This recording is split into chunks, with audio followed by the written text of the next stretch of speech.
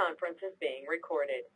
Hi, this is Russ Tanner from Global Skywatch, and it is June 10th, 2013, and things are changing. Things are really happening. There is a lot going on, and I hope that people are paying attention to what's going on because it's becoming more and more intense. We have a few announcements I'm going to start out with, then I'm going to tell you a little bit about what's been going on with the Global Skywatch Facebook group. And then we're going to have a special guest tonight that is going to hopefully make a lot of you very happy. Certainly made me happy. I had a long talk with him last week because I was very skeptical at first. When I learned about our guest tonight, I learned he was using some terminology that made me a little concerned, but as I conversed with him, I learned about what he really believed and what his position was and why he was doing what he was doing, and it definitely made me happy to hear. So I just want to welcome everybody. We're here every night at 8:30 Eastern Time, 5:30 Pacific Time, every Monday night. You can get information about this conference. We're going to take questions afterward. You can get information by going to globalskywatch.com/live. And you can call in. I'll give you the call-in number when we take questions. We'll take questions after this is over. I want to thank all of you for all the work that you're doing with geoengineering because I'm sick of it. You're all sick of it. There's no reason in the world why we should be having these jets going over spraying us. And if that wasn't enough, we've got the world full of disinformationalists who are trying to lie to us. NASA is lying to your children. The textbooks are telling you that these are harmless contrails.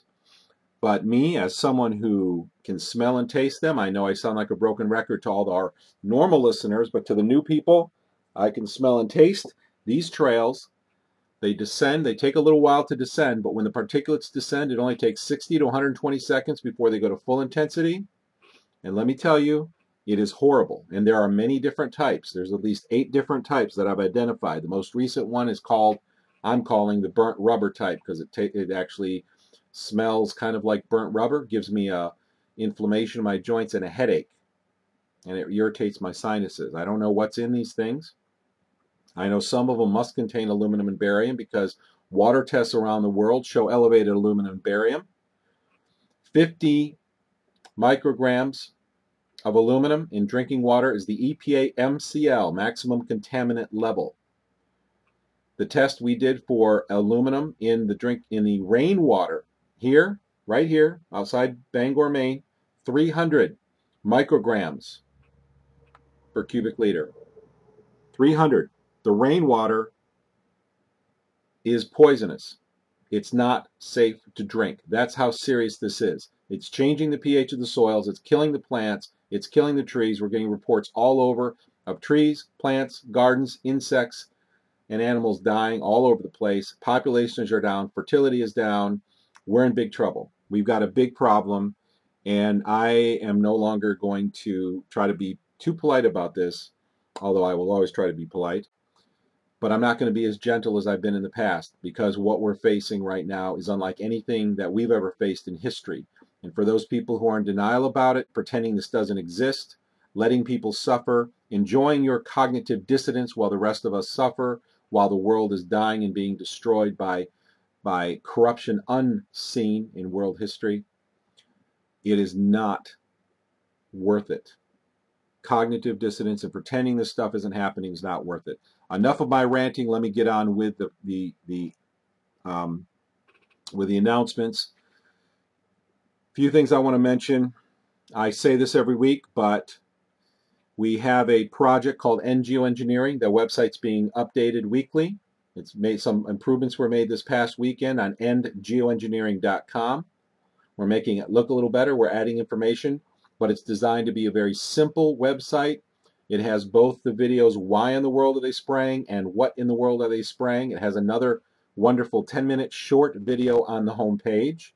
And in fact, if you're looking at the live stream, you're looking at a capture of the home page of geoengineering.com website right now. It's on the live stream. If you want to watch the live stream, you can go to globalskywatch.com/live. Excuse me. And there's a link. There's a picture of a speaker near the top of the page. It says, click here to watch live right now. You click on that and then click the live stream logo, and you will be listening live and watching the video, because we do have video too. The video is usually a capture of my desktop on my computer, and I show you things that are pertinent to what we're talking about. geoengineering.com, that website is for introducing new people to the subject. We have a bunch of bumper stickers with geoengineering.com or globalskywatch.com. I sincerely hope you use them. Stick them anywhere. Put them on your cars, your vehicles, your windows, your business place, your notebooks, wherever they will work. If you want to buy large quantities, I can get them to you at a very good price. Most of the cost is shipping when you buy low quantities. Shipping, unfortunately, today is expensive in the world, but that's not going to stop us. But please consider getting those. Also, we have a box full of yard signs. We just got a new shipment a couple weeks ago of geoengineering yard signs. I just got mine out front. I'll be posting pictures. I already took the pictures. I just have to post them online. They come with stands, so you can stick them in the ground, push the sign on the top, and presto, you've got a billboard in your front yard exposing the largest crime against humanity in human history. And who wouldn't want to be exposing this? Because people in the future are going to look at you, if you make it through this time that we're about to face, and they're going to say, what did you do? What did you do? You knew. What did you do? And what other people will say to those who are enjoying their cognitive dissonance right now, those who are enjoying denial, they're going to look at them and say, why didn't you do anything? Why didn't you listen? And the excuse will be the same excuse that I've been told by the people in the government of Maine. Some of them who have said, well, these are just normal jet contrails. And my question is if you have a degree in air quality and you don't understand the difference between the black soot that you see coming out of a jet engine as it leaves the airplane and these massive white plumes that you are seeing in the sky, then why are you sitting in these positions of authority? How can somebody so unknowledgeable about basic fundamentals of air pollution be in these positions? More ranting. But anyway, geoengineering, geoengineering.com. Please consider putting a sign. And these signs don't have to go in your front yard if you don't want to. You can put them in your business window, on your business wall. You can take them on protest if you're going out and demonstrating to help educate this public, an act of love, an act of caring, to get the truth out to the public so they can learn about this, so they can protect themselves, so they can start taking malic acid, start taking glutathione, start taking things to get this stuff out of their blood so it doesn't accumulate and end up causing diseases and suffering.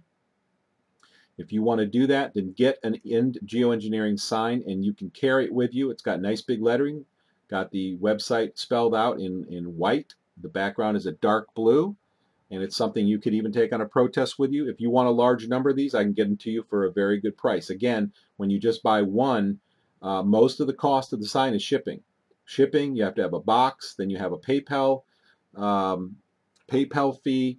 If you want to buy a quantity of these, you can always welcome to give me a call. If you want to buy 10 or 20 or more, let me know, and we'll see what we can do about getting the best shipping rate to you. Especially if you're willing to wait a little bit longer, we can ship these things in a real slow method and shave some of the cost off. Nevertheless, please consider getting the bumper stickers and the signs. Upcoming events. I do ask everyone to go to globalskywatch.com and click the global events calendar link up at the top.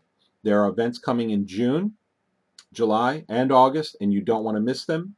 If there's a protest in your area, please attend it, because it's a wonderful social event that nobody would want to miss. It's a great time to be around people that are like you, that care about the same things that you do, that care enough to tell the truth to the public. They're people who share your values and your sentiments about geoengineering and what it's doing to this earth. Good people, good times, good memories, and most of all, it's a good act towards your fellow man. So please consider attending any of the protests, visit the global events calendar. I do want to talk for a minute about opposition that we are facing. In the last 6 weeks, our Facebook group, which is called Chemtrails Global Skywatch, has been attacked by trolls and shills. And in case you don't know what a shill is a person who is hired usually by a government or a government contractor to go online and create fake Facebook accounts, create fake blogs and websites, and spread disinformation. And there are plenty of those websites out there. If you've been to a website that starts with the word Meta, M-E-T-A, and has 4 more letters, and I'm not even going to say it because I don't want to give them any exposure, Meta, 4morecharacters.com, and they talk about all of these chemtrails and geoengineering being a conspiracy theory and having no truth behind it. That is a disinformation website spreading lies. There's another website called Contrail, something behind that. I'm not going to say the name because I'm not going to give them any exposure. But these two, the Meta blank.com and the contrail blank.com websites, if you've been there and you've been confused or you think that they have really solid science, they're lying to you. They have lied about me personally. They have taken things that I've said on the air, and things that other people who are trying to spread the truth about these things have taken, and they've taken them out of context, twisted the words, and said, here's what they said. And they work in groups and they spread these lies. And they do it for 2 reasons. Because the people hired by the government are protecting these government programs, because the people financing them think the programs are important because they secure their positions of power. Ultimately, that's the end goal. And there's many things that they're doing, but ultimately it comes down to control. And if it's a government contractor, they're protecting their profits. They want to spread disinformation so the public doesn't rise up against poisons, aluminum, barium, and other garbage being sprayed on you, because they want those contracts to keep the money flowing. This is the corrupt world that we live in today. And I tell you this because I care and because I'm suffering and I want to stop suffering. Since 2005, when they started spraying the town I lived in, I began suffering.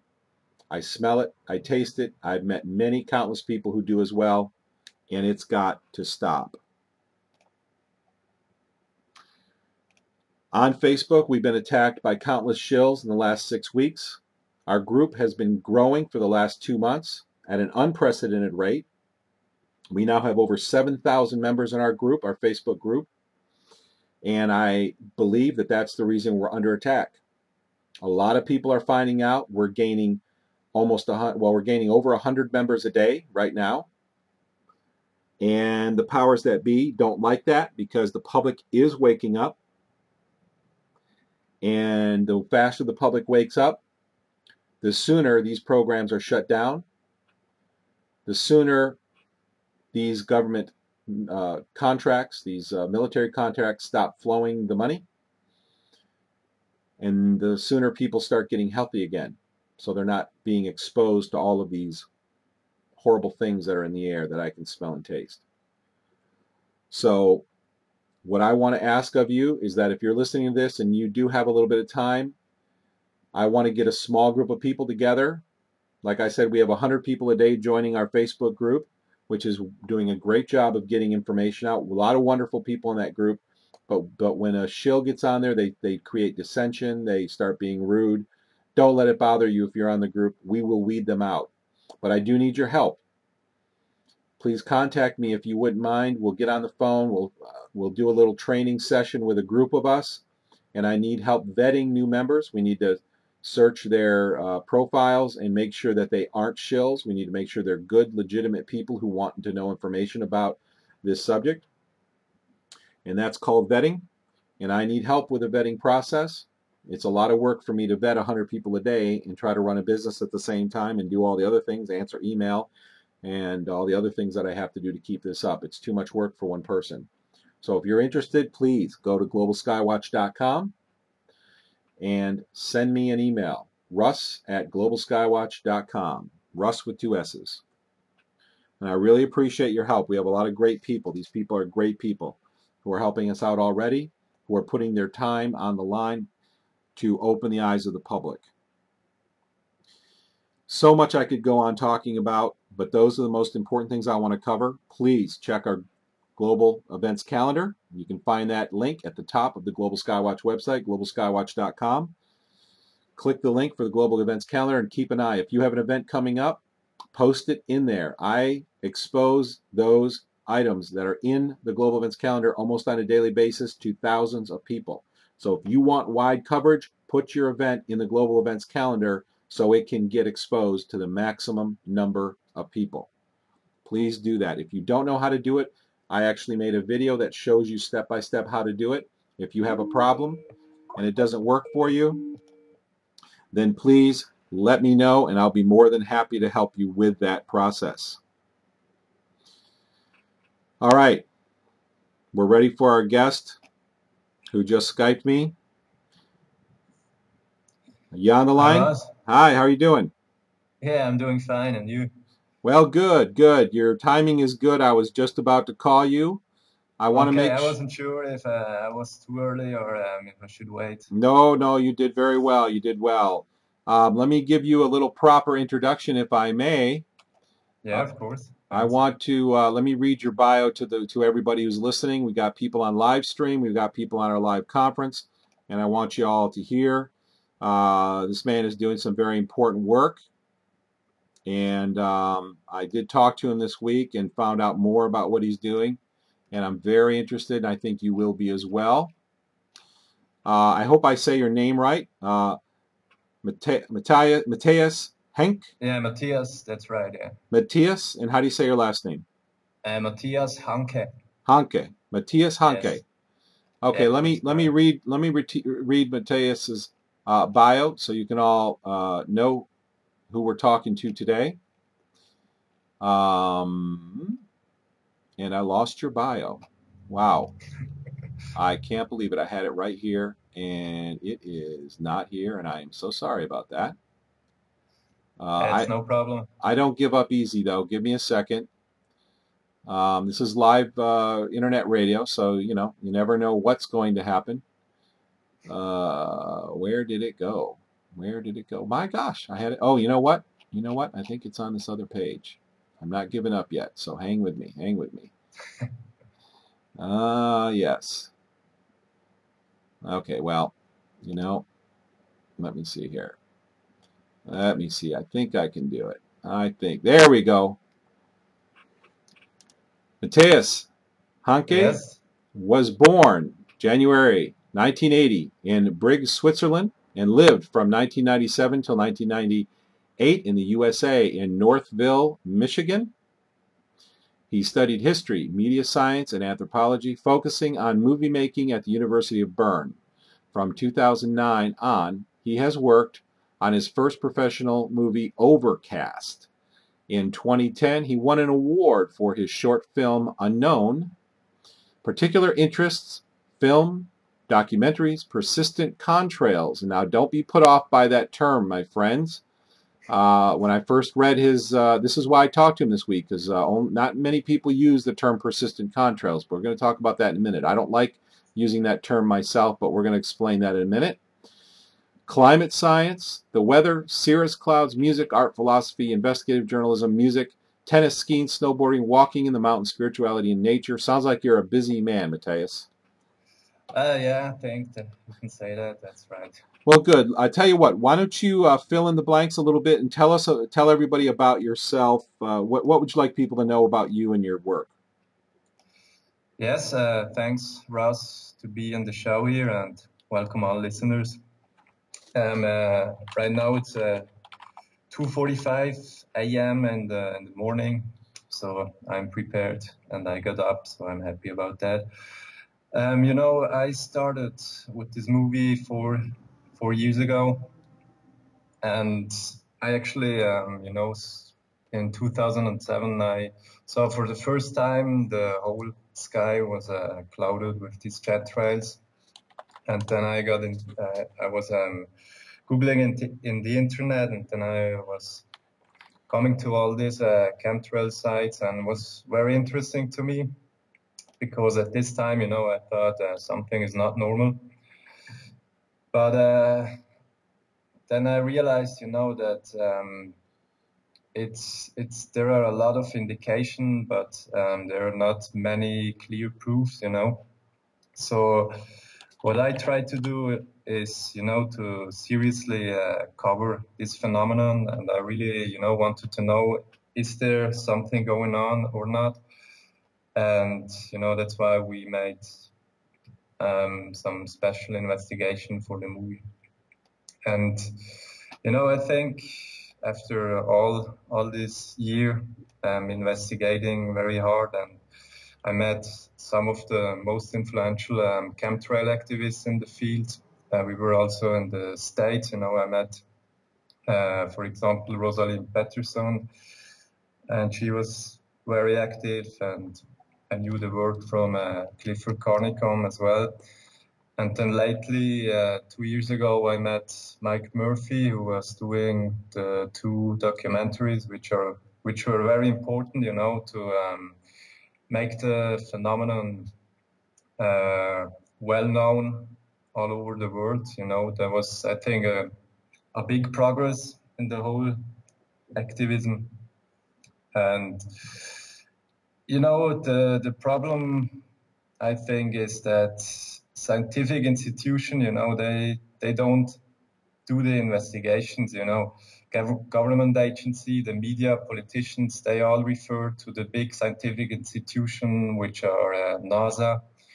And here in Europe, it's the UK Met Office and the German Air and Space Center, which are really doing this contrail analysis and doing this research into contrail, persistent contrails and cirrus clouds.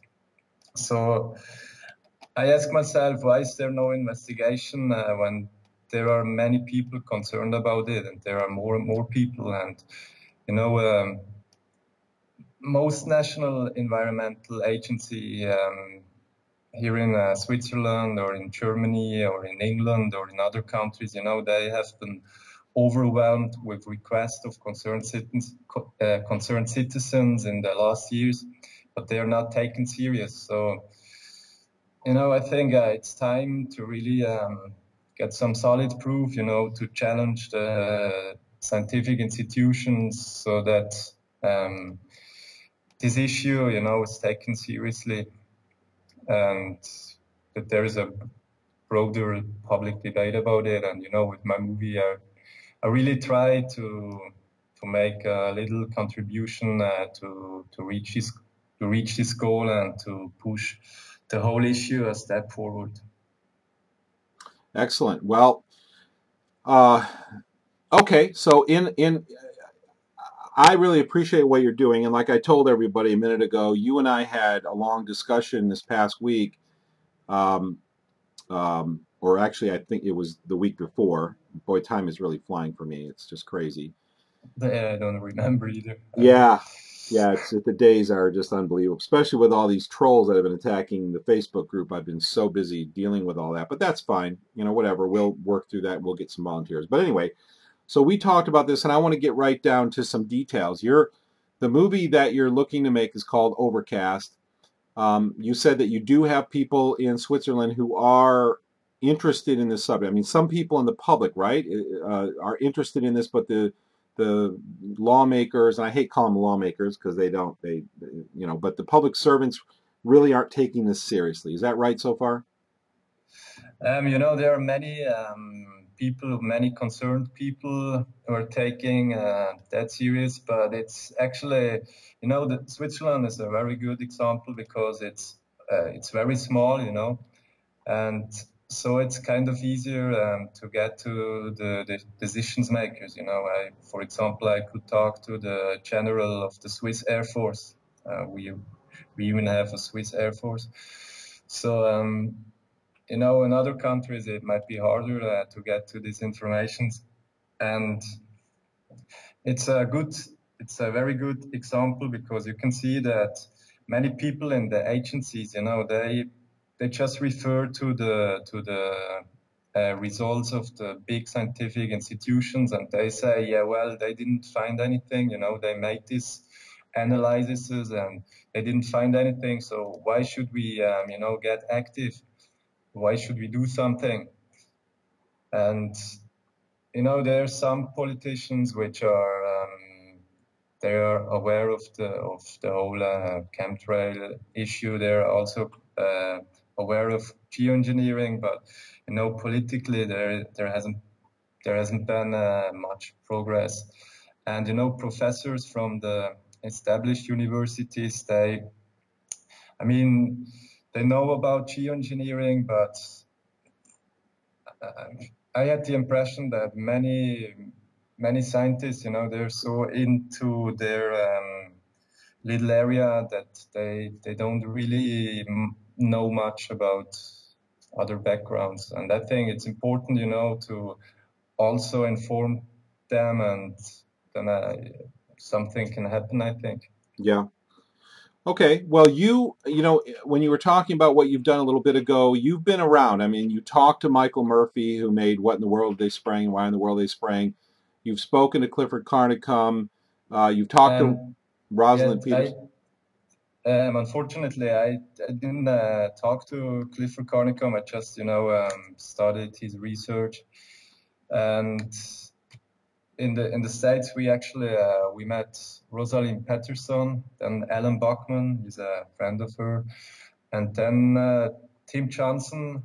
He's actually the producer of Toxic Sky. This was a feature film about chemtrails. Yeah. Okay. He's not so active in the field, yeah, but okay. There are some of the activists. Okay, well, let's get right down to what's going on with you and your project. But first, I want to deal with it on a personal level. What really drives you about it? I mean, is this an emotional subject for you? Does it bother you? And if so, why? What is it about this that makes you want to go to so much trouble to make a film? Yeah. You know, there are actually two things after university. You know, I wanted to do something meaningful, and I didn't want to, you know, keep going just a straight line to do, you know, something that I don't know is expected. No, it wasn't expected, but you know, I really always were looking to make something meaningful. I didn't want to work for a big company or something like that. And yeah, it was like a key moment when actually my wife, she was in the balcony, and then she saw this phenomenon. And after that, I was observing it, and it was quite frequently that in the morning it was the best weather, you know, blue skies, and within 2 hours the whole sky was covered with these trails. And you know that, yeah, I was kind of frustrated to see that, because I'm a sun lover, and here in Switzerland in the winters, you know, there's a little less sun, so I'm really happy when the sun shines and when there are blue skies. And yeah, it was just terrible to see that. And yeah, so you can say it's an emotional thing, of course. Okay, all right. The project that you're working on is producing this movie called Overcast, and you've got. Let me show the people on the stream this. You've got an account on the I don't even know how to say that, Indiegogo Yes. website. What is that all about? What is that account? I mean, you're trying to raise money to finish this film, to do post-production, because you want to get the film Overcast. Tell me, what is going to be the point of the movie Overcast? I mean, what are people going to walk away with when they watch the movie, and how, you know, tell people why you need the money for the film. Yes. You know, the goal is actually, you know, we brought a team of independent scientists up in the sky, you know, to take samples out of these trails, you know, and then they analyzed it, you know, and I can get more specific to that afterwards. Sure. And actually, that's the goal is actually to get a solid proof so that scientific institutions are challenged, to prove or disprove the results we have, so that a public debate can rise, and that's actually, my goal, that the whole chemtrail issue is, taken serious also by the media, not just being ignored or defamed, Okay.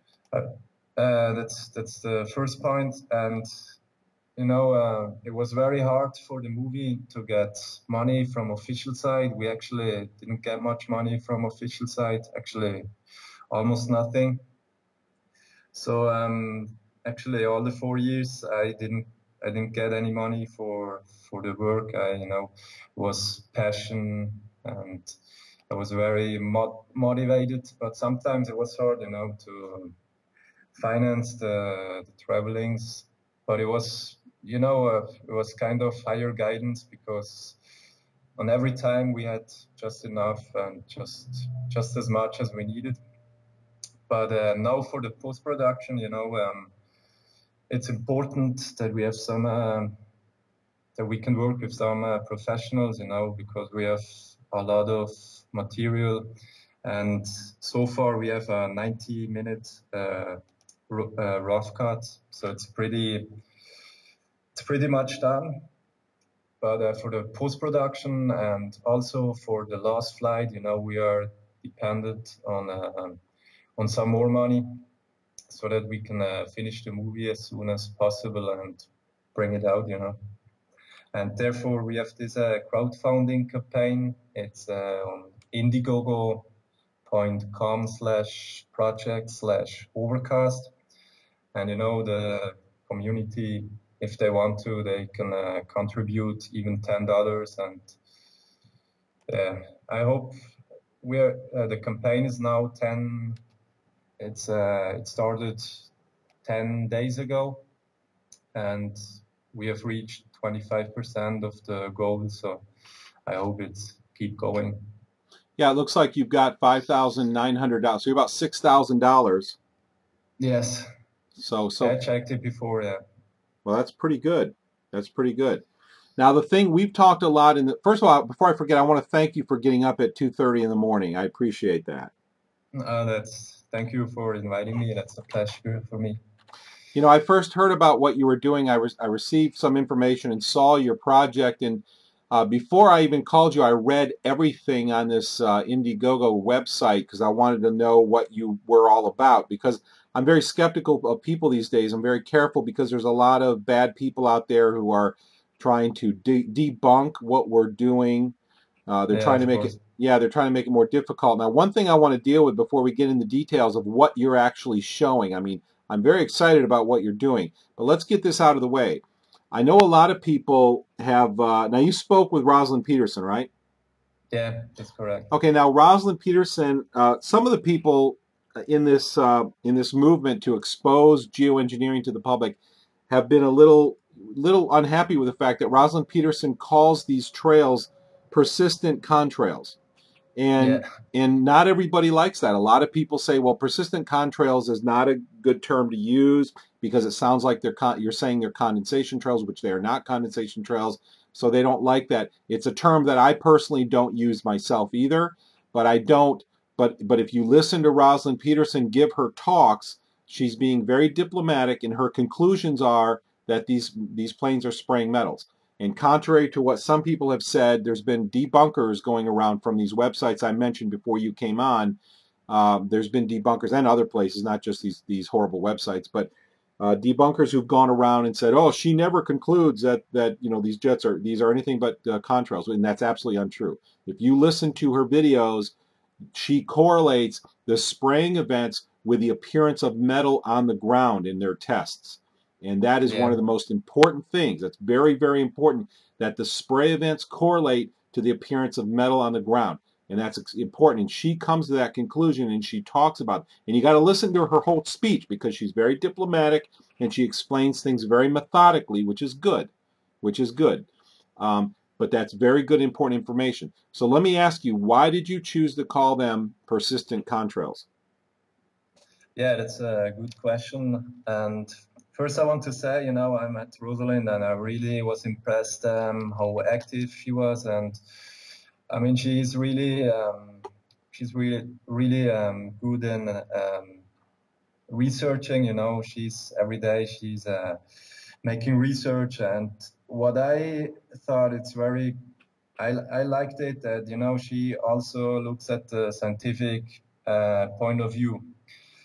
And actually, you know, I used the term, or let's say at the beginning, I also used the term chemtrail. I mean, I still use it when I talk with my friends, you know.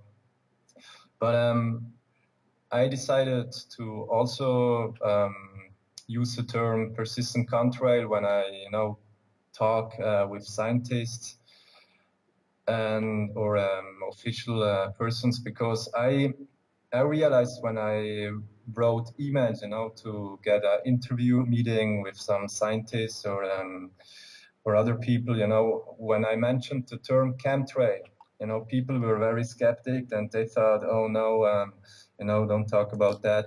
But if I just state, you know, scientifically, if you want to say it like that, then you know, people were open and they invited me, you know, to make an interview, and so I could talk to them freely. And then after a while, I could also talk to them about chemtrails. You know, I could use the term.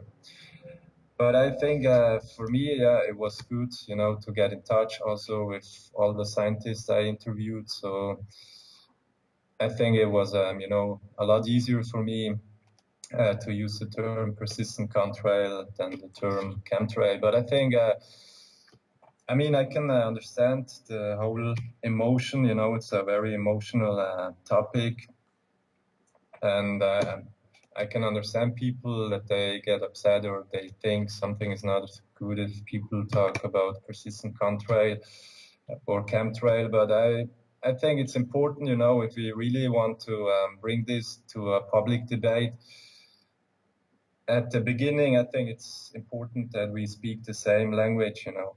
And yeah, for me, it helped, you know, to get to these interviews. And maybe another point why I meant, because that's something special in the movie Overcast. And I think it's something new that I didn't just cover the chemtrail activists, you know, but I also, you know, talked to some of the leading contrail scientists in the world. And like Ulrich Schumann, he's one of the one of the world's leading contrail scientists. And I also talked to Ken Caldera. And for me, you know, it was important to present the viewer both views. And it also helped me, you know, to get a strong argumentation line, you know, for the movie, because it's interesting when you don't just get one side, but both, because then you see which points are not true. Or Okay. I've got to ask you about Ken Caldera, because he's been featured on our website recently, because we had some of our colleagues have an email exchange with him. What was it like talking to good old Ken Caldera?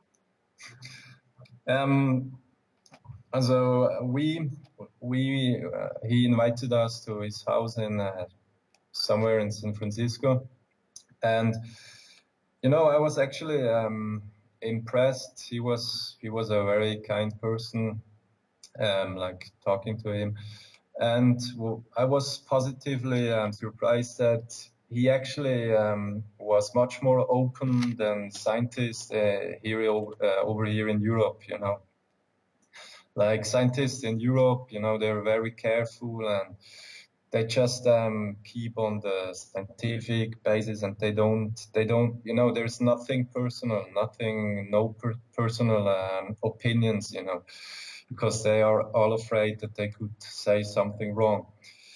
And with Ken Caldera, and not just with him, like I think most of the U.S. citizens, they're more open, they also say more what they think, and that's what I liked actually. All right. But yeah. So he was a real nice guy, and he was real open to talking about this, which doesn't surprise me because he does public conferences about this. So he's in the public eye. He's kind of selling this idea of geoengineering to people. What does he believe? Does he tell you that he believes all of these trails covering the sky are condensation trails? Is that what he believes?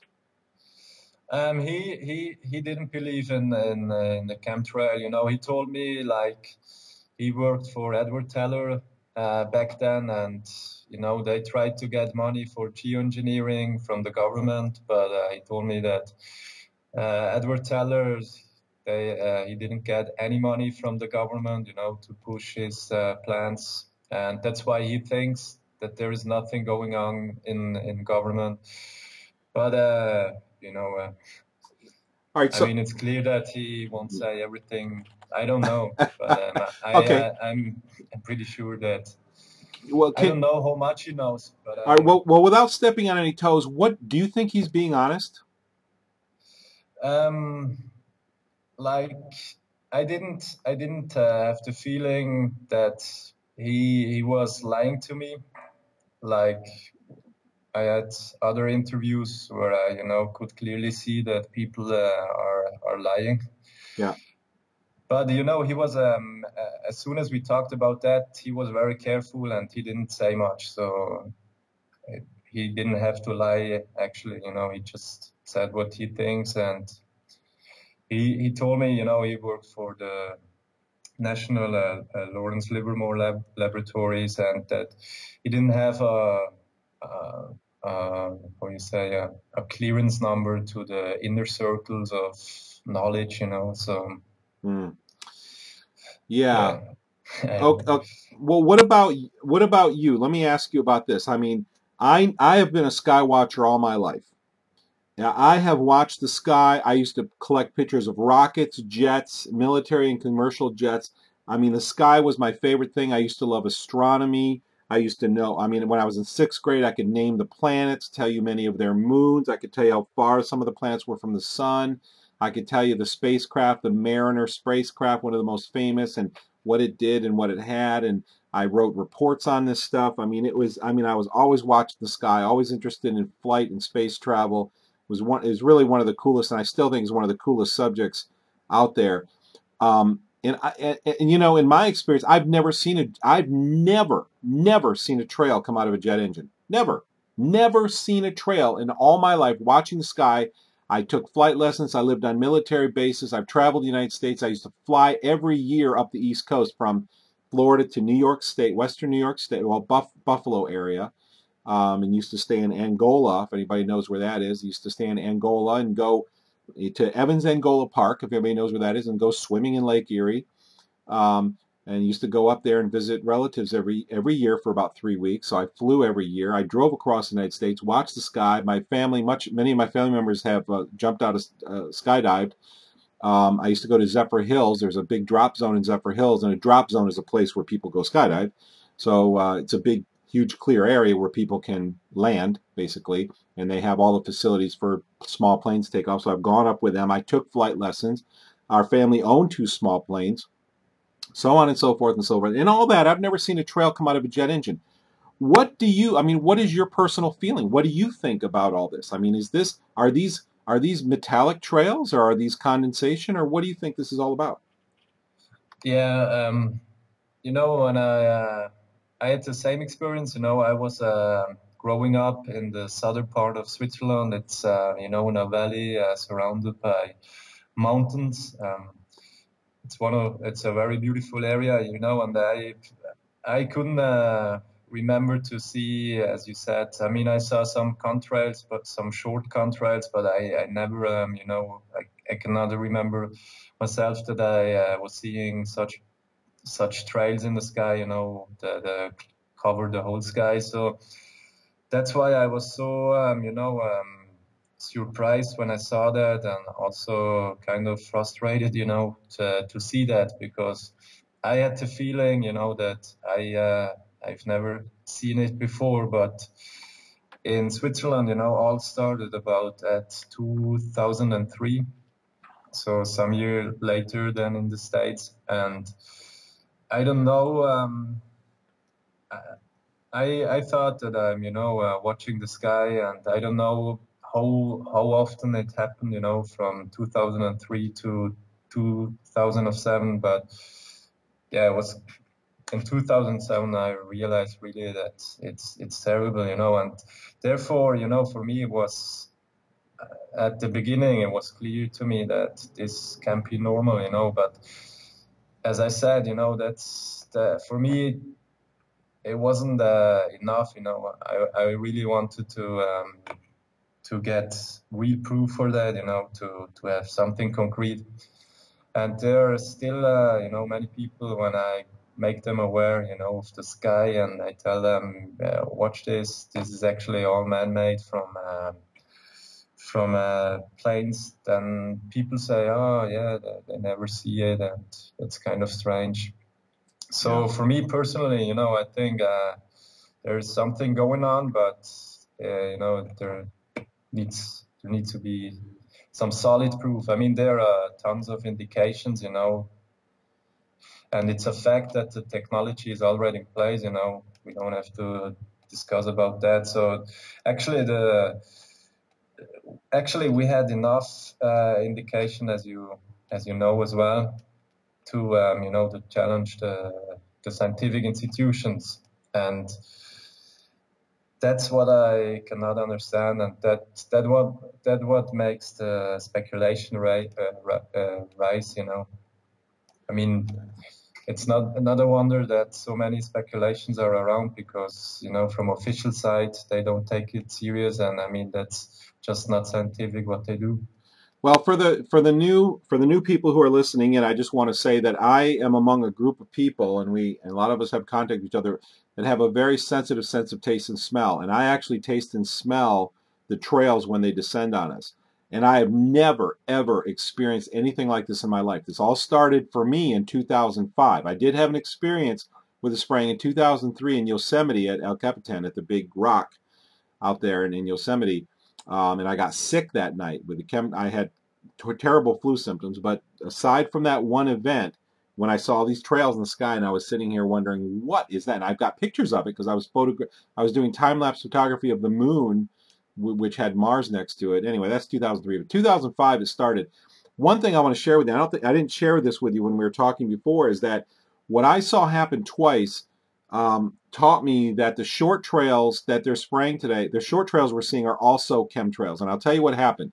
In Jamestown, New York, when they started spraying in 2005, I immediately, within 30, 45 minutes after they sprayed, I could smell the metal in the air. It would burn my sinuses. It made me nauseous. It gave me a headache. It hurt my joints. I had an inflammatory reaction, which is indicative of especially aluminum. Small particle aluminum causes a hyperinflammatory reaction in a lot of people. You read about this on the globalskywatch.com website. Go to the health section and read about aluminum. Russell Blaylock has a great article about the inflammatory dangers of small particle aluminum. So anyway, they started spraying in Jamestown in 2005 on a regular daily basis. I immediately smelled and tasted the stuff in the air. And a couple years later, all the trails turned short. There was a 4-day break where there was no spraying, and I was hoping that it was the end of the torture, because I ended up moving a year later after the trails changed, because I was in absolute agony because of all the pain. But what happened is there was a 4-day break, and on the 5th day, all the trails came back, same scheduled spraying, same patterns, same smells and tastes in the air. But suddenly, guess what? All the trails were short, with the exception of 4 to 6 days a month. There would be long, persistent trails. But aside from those, there was no longer the daily onslaught of long trails. They were all short. Then I moved to Bangor, Maine area to get away from this, because my health had declined so much that I was having trouble functioning. I saw the spraying here increase in 2008 through 2009. Guess what happened in 2010? The same thing, except there was no 4-day break. They were covering the sky so badly that the Bangor Globe, which is a local newspaper here, did a story that it was the dimmest summer in history.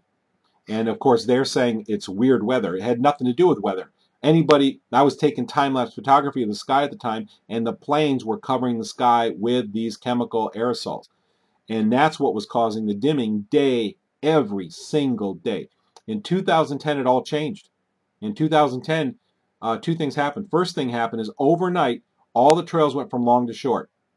And only 4 to 6 days a month did we have long, persistent trails. And it's been that way to this day. It's still that way so it's been over 2 years now, 2.5 years now, that they've changed that pattern. So I've seen the trails go from long to short. And of course, my lifetime before that, I've never seen a short trail. I've never seen any trail come out of a jet engine.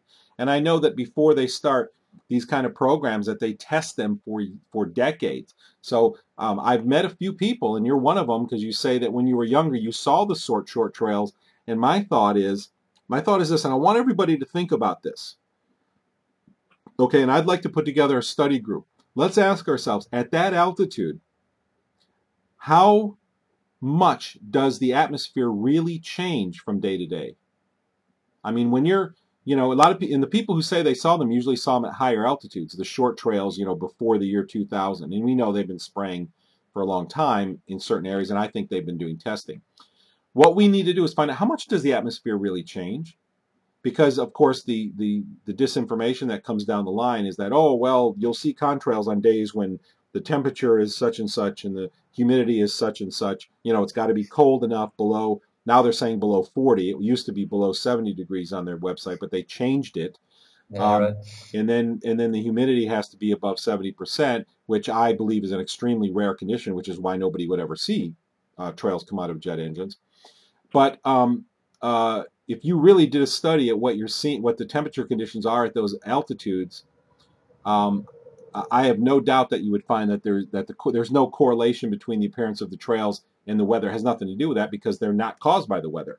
That's why you won't find a correlation.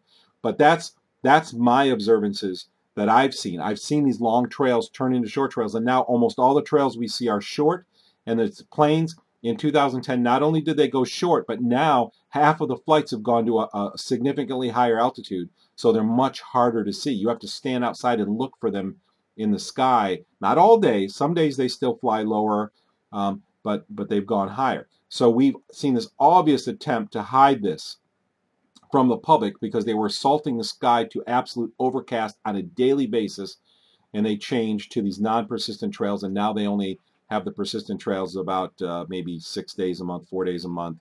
Do you see these trails all over the sky? So obviously a disinformation technique. Now you say you saw the small trails. I mean, how long ago did you see the small trails? Yeah, I remember. I just remember when I was a kid, I saw some short trails, but never really a persistent contrail. I cannot remember, but there were not many. Maybe it's even from the military because in the region where I was living, it was under a military air corridor. Mm-hmm. So maybe it has to do with that. But I actually found scientific studies which described this phenomenon already in the 70s, but of course not as much as today. And I also saw some pictures, showing trails. And I mean, contrails, they're not something that's not something new. Contrails, there are pictures from the 40s where you see contrails, but I mean, it in the mid 90s, it certainly changed very hard. So yeah, for me, I think that's kind of strange because one of the explanation scientists, they actually have two arguments. The one, as you said before, the one explanation that I almost can't hear anymore, that's the temperature. Mm-hmm. Yeah, if the temperature is right and the certain condition, then it's normal. And the other thing is, you see this persistent jet contrails because of the growing air traffic.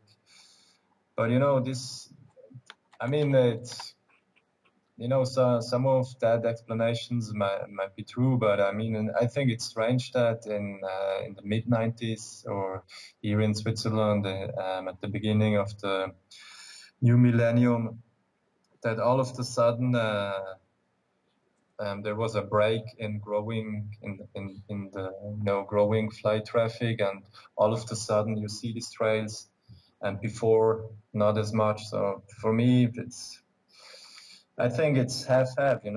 You can explain some of the phenomenons like that, but probably not all. That's what I. Yeah, one thing, the way think.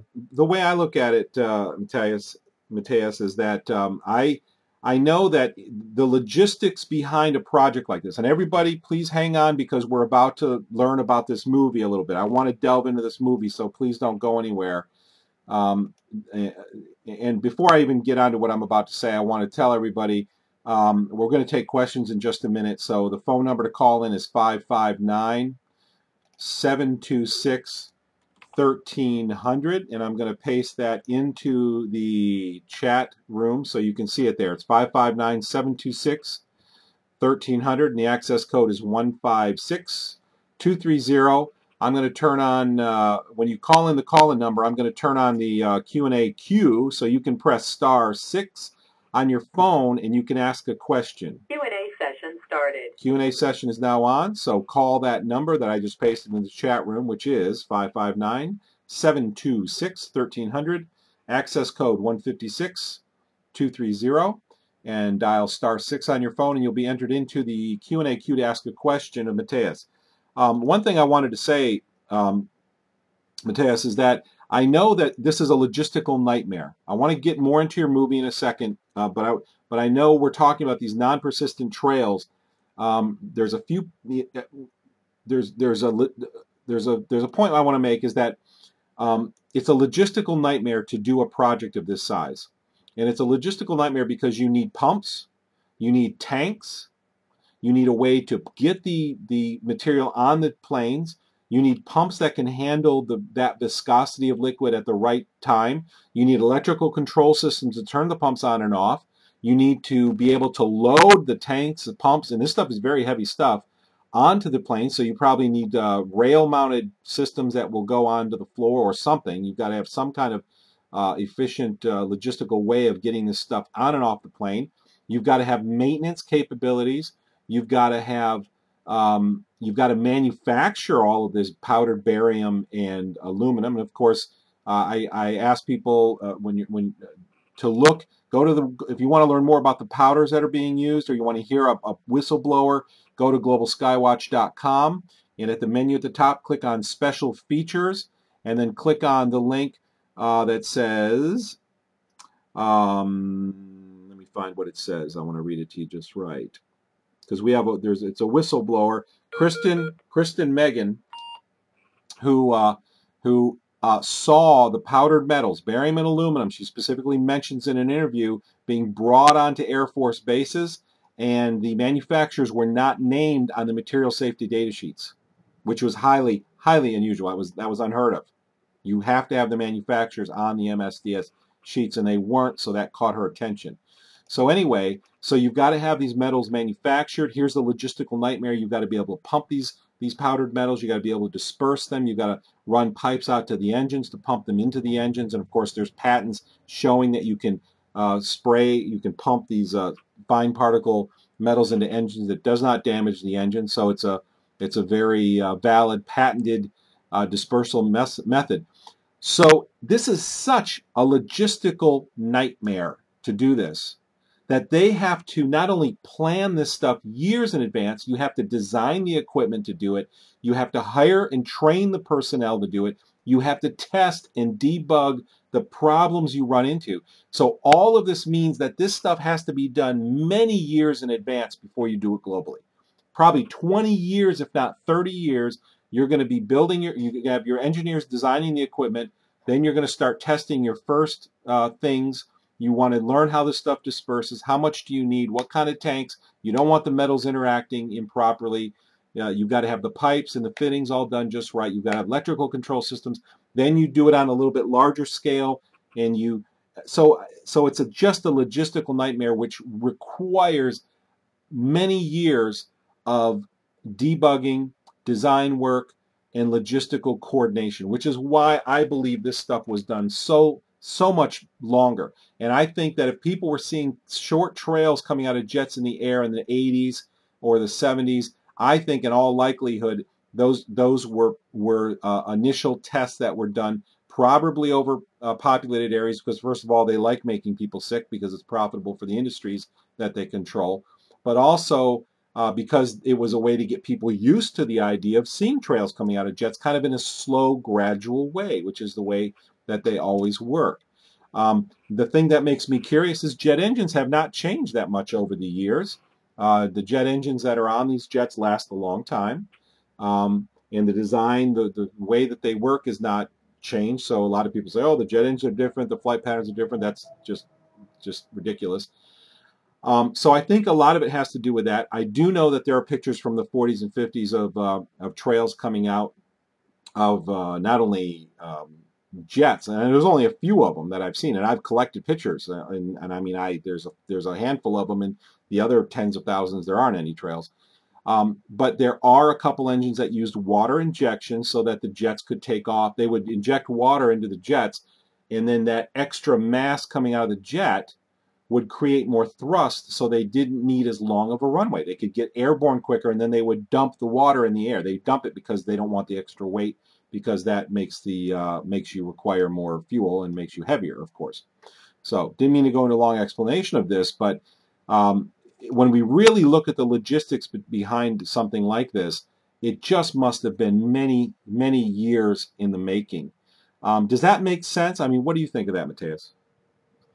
Yeah, I think, when you study the patterns, you can see the development, and you can see the development, and I agree, if they do it, they have to do it for a long time, and I'm pretty sure now, and that's interesting what you say about the short trails, because here in Switzerland, it's in the last year it was a little bit less, where I saw the persistent jet contrails, or the ones who were long. So I think they probably do it on a daily basis if they do it. Okay. And I'm not sure about that, but I could imagine, the easiest way to do it. I mean, there are two ways described in the patents how to deliver the stuff, and one is to put it in the jet fuel, and I think that would be the easiest way to do it. And the other way is, as you said, with special tanks to bring it into the airflow. And that's the two ways to do it. Mm-hmm. And of course, I think if you put it in the jet fuel, then it's probably easier, to disperse it from a logistical point of view. Yeah. And one other thing is also, there are not many whistleblowers, and I think the one you mentioned is one of the it's actually the most convincing one for me. When I saw her results, I was actually very glad, that somebody's coming out, which is a very truthful information. Yeah. And I think that if they found a way, that not many people are involved in that, because otherwise over all these 10 years or 15 years, there must have been more whistleblowers if a lot of people would know it. But I think there are not many people actually involved into this program. And I think the easiest way, to keep secrecy is within the military. Well, and I mean, they compartmentalize these people. So this person over here making the metals has no idea what they're used for. They don't even know what they're making, a lot of the people. They're operating a machine and they're like, well, there's aluminum involved, but I don't know what we're doing with it.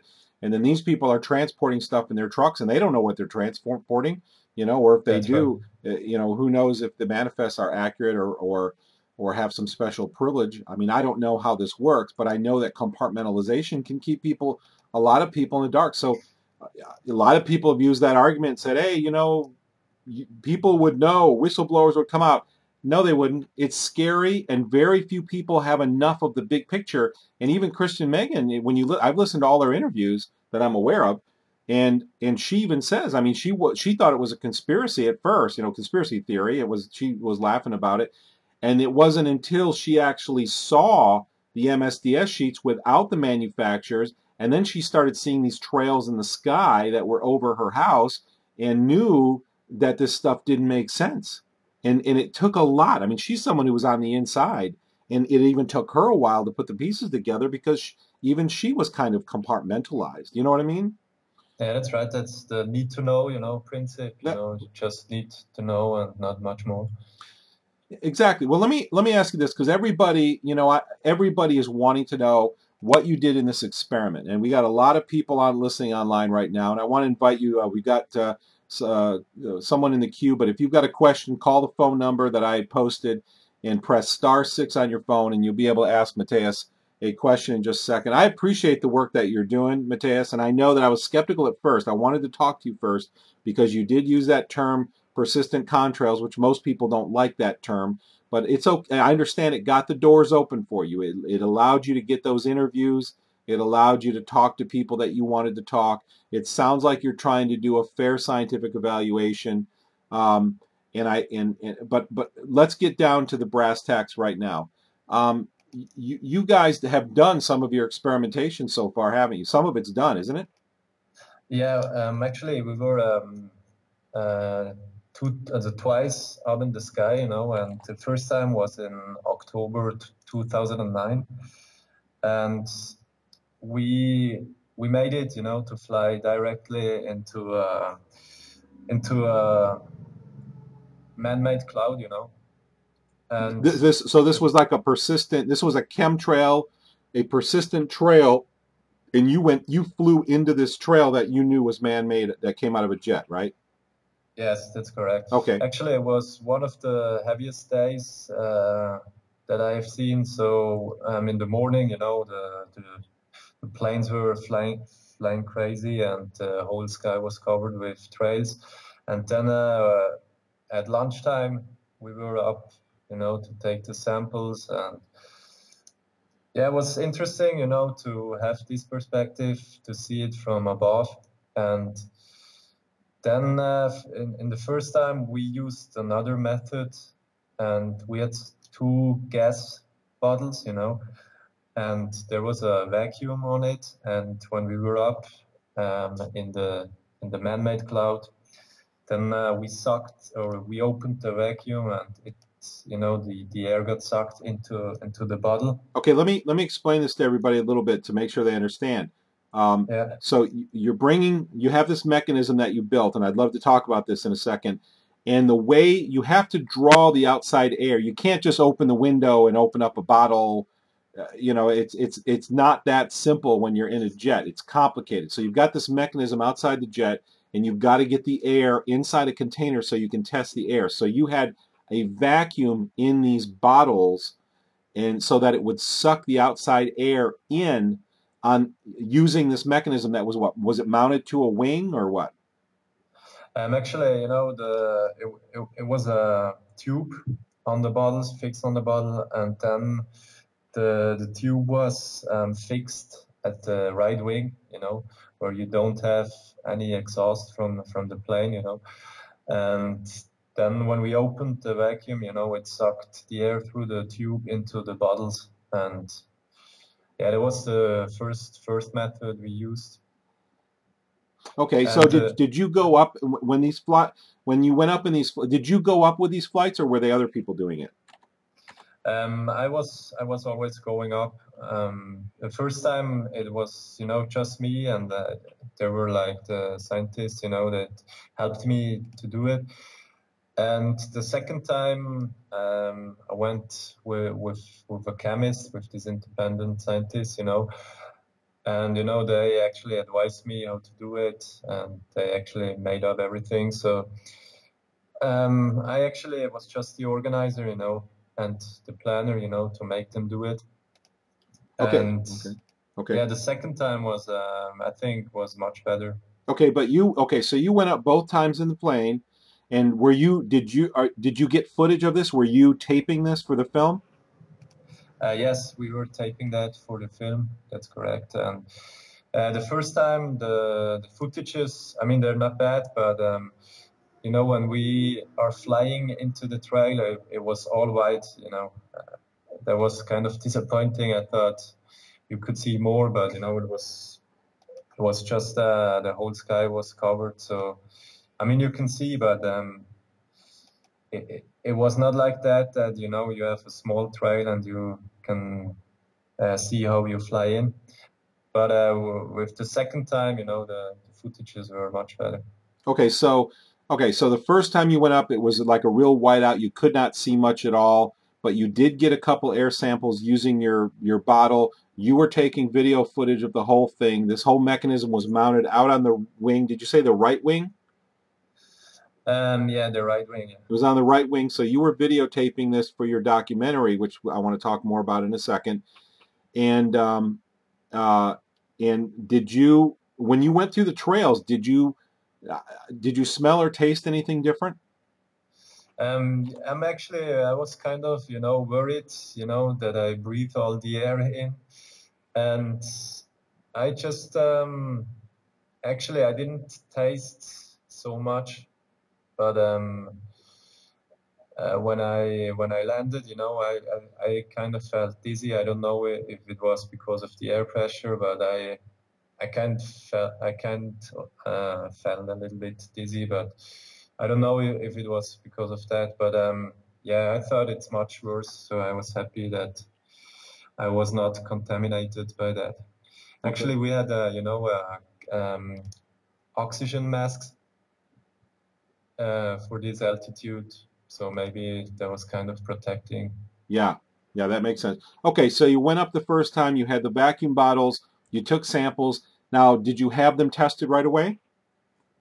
Yes, we tested them, and the problem in the first analysis was that we had the blind sample, you know, one bottle which there was no air sucked in.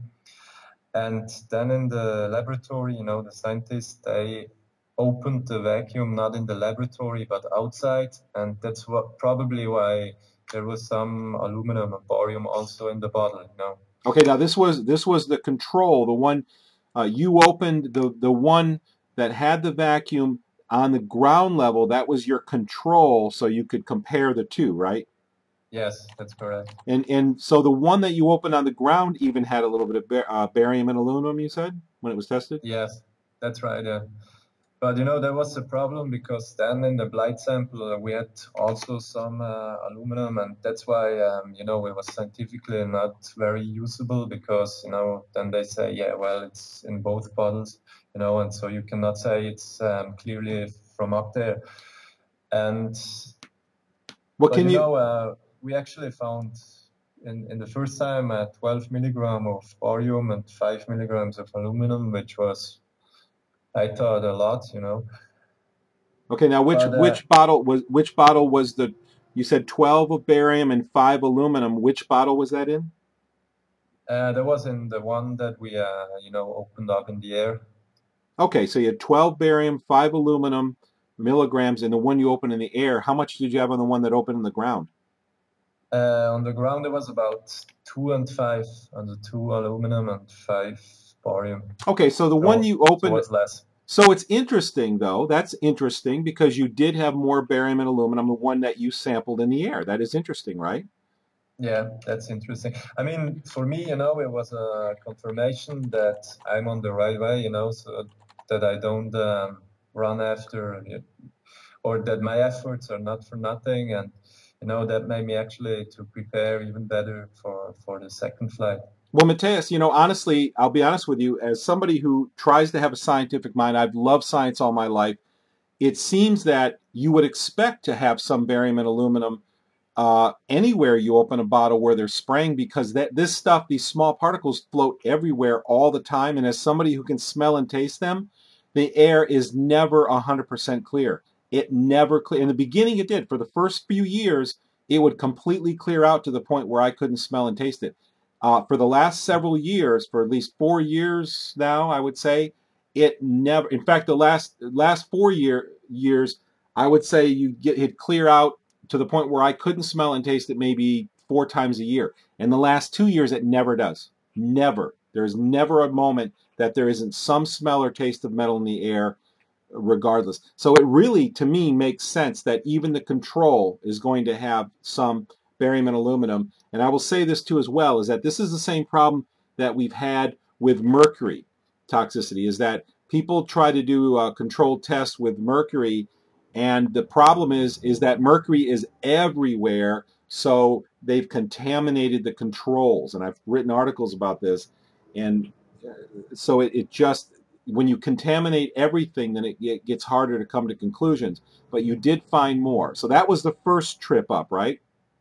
Yeah, that was the first one, right? Now, what about the second one? What can you tell us about the next trip up? Yeah, the second one, we changed the method and we used a pump. It's kind of a blower, which sucked the air through. It actually sucked the air, and we had a tube, and the tube was fixed at the right wing, and at the tube there was a filter holder, where we put a special air measurement filter. So this system was actually certified, and then we had an airflow, instrument which measures the air which is flowing through. Okay, let me make sure everybody understands. You have a tube going out on the right wing, and you have a vacuum pump that's pumping air from this tube through a filter, and you're measuring the amount of air, which is very valuable. I know, because I've talked to laboratories about doing similar experiments like this, and it's very good to know how much air is going through the filter, because then you can actually find the ratio between the amount of contaminants versus the amount of air. Is that correct? Yeah, that's correct. That's important. Okay. Yes. Okay, go ahead. And then we made, and on the other hand, we had also a blind sample, just a tube with the filter holder and the filter, but we didn't suck any air into it. And then we made this measurement flight. And the problem with the second flight was that at an altitude of about 28,000 feet above sea level, we didn't get the permission at this time to get higher, because we were about 1,000 meters below the trails, So you didn't get up into the trails, okay?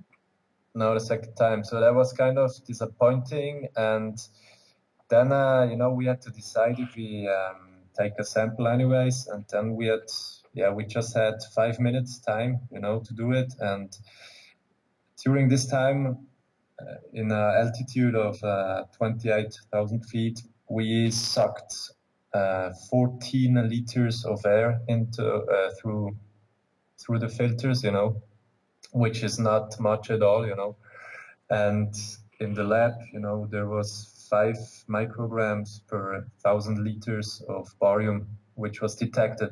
And in the blind sample, there was nothing. So it was actually scientifically, it was usable.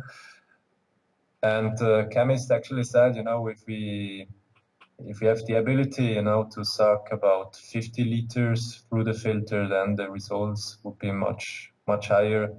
And that's why we try to do a third flight. We are actually planning to do it. Okay. As soon as possible. Okay. Let me clarify this. I want everybody to understand. I want to be very clear about what you did, because I think this is one of the most important things that has happened in this whole movement so far. And this is why I want to talk about your film in a minute. So the pumping the air, the tube that you pump the air through the filter, you came in your final analysis when you had it tested. It was what'd you say, 14 micrograms per liter? Or what was the result? It was 5 micrograms per 1,000 liters, and it was 14 liters of air which we sucked through the filters. And it was actually kind of sensational that there was barium at all in this small amount of air that we sucked in. Okay, so you said 5 micrograms per 1,000 liters. Yes. So that would be like 0.005 micrograms per liter. That's what it would amount to, right? Yeah. Because because a lot of times they talk in parts per billion, which is micrograms per liter. So you have 5 micrograms per 1,000 liters. So I think that would be 0.00. Let's see, 1, 2, 3. But yeah, 0.005 micrograms per liter sounds like is what your final analysis would come out to be, and that was not even in a chemtrail. That was just the air at that altitude. That didn't show you weren't even in a chemtrail at that time. Yeah, we were actually, about. I mean, the whole atmosphere, was actually covered, and the particles probably fall down, Oh, But we didn't get it to really in the second flight we didn't get it to really fly into the trail, so that was kind of disappointing. But yeah, on the other hand, we still had some results. Okay, so on the second flight you were 1,000 meters. I think you said 1,000 meters below the trails, and you didn't have permission to fly all the way up to the trail, right? Yeah, we were about at 28,000 feet. Okay. Okay. And the other filter, your control that you didn't suck any air in through, showed no barium. Yeah, that's correct. Did you test these filters for aluminum? We also tested it for aluminum, and there was no aluminum, but the scientist said that for aluminum, it has to be more, more air which are sucked, because aluminum is, what do you say? He told me you need more so that it shows something. So I don't know about that. Okay. But that's why we have to try, the third flight, to really know what's in there. Okay, well, let's talk about this in a second. One thing I want to run by people, once again, if you want to call in, we do have one person in the queue, but if you want to call in, 559-726-1300, 559-726-1300, access code 156230. Let me put this in the streaming chat. Please feel free to call in, and then if you want to ask a question, press *6 and be very patient. We'll get to you in just a moment. Here's one thing that I found out, Matthias, that I think is really important, is that when I still lived in Jamestown, so this was back in 2000, probably 6 or 7, I was really, really, really trying to figure out how to remove this stuff from the air so I could live, get back to a normal life and get rid of all the health problems I had. But secondly, I was trying to figure out how to prove that it's in the air so we could get our public servants to actually get out of their chairs and actually do something about it. And what I found out, I had lengthy conversations with people who worked in labs, and here's the problem that they said that they would have with this. They said that what they do is they have these devices that you rent, and you can bring them to your home, you can bring them to a factory. They cost $30 or $70 or something like that a day to rent. And they have these fine little filters, and you insert a filter, and then these pumps measure the amount of air that's pulled through the filter, very much like what you were talking about that you pulled.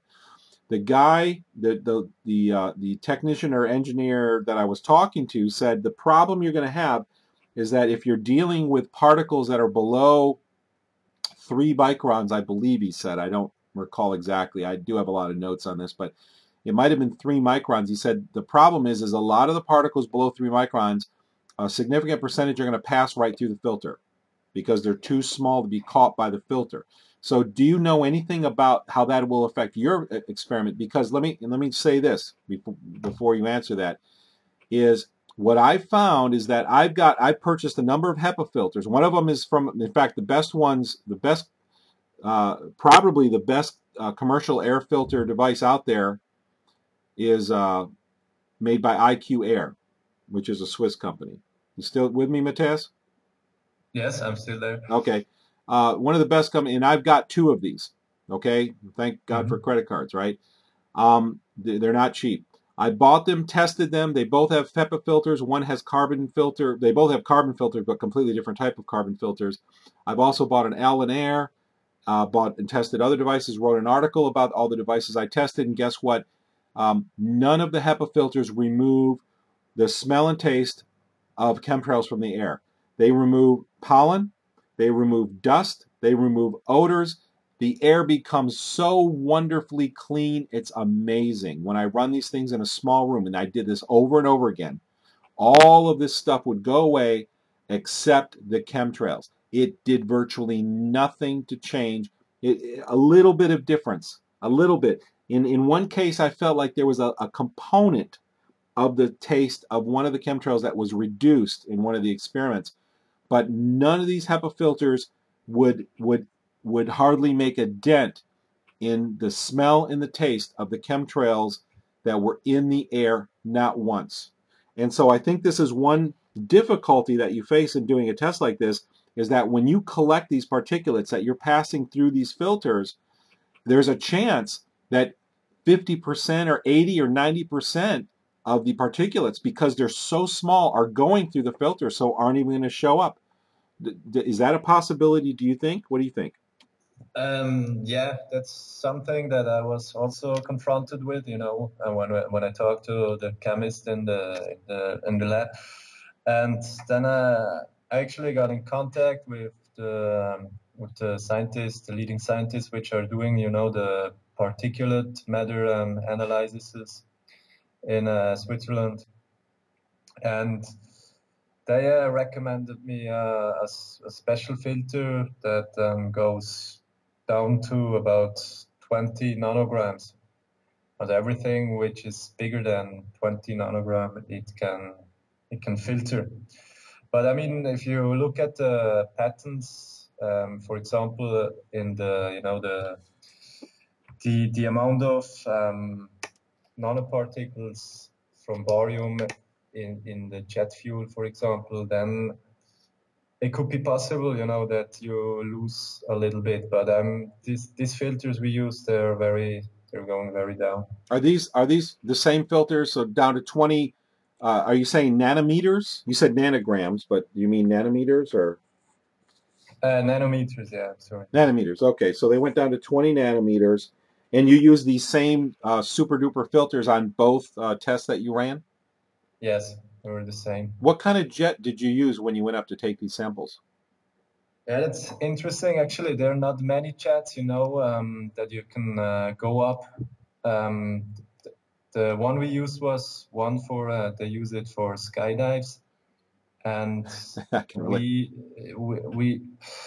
had they had a special oxygen.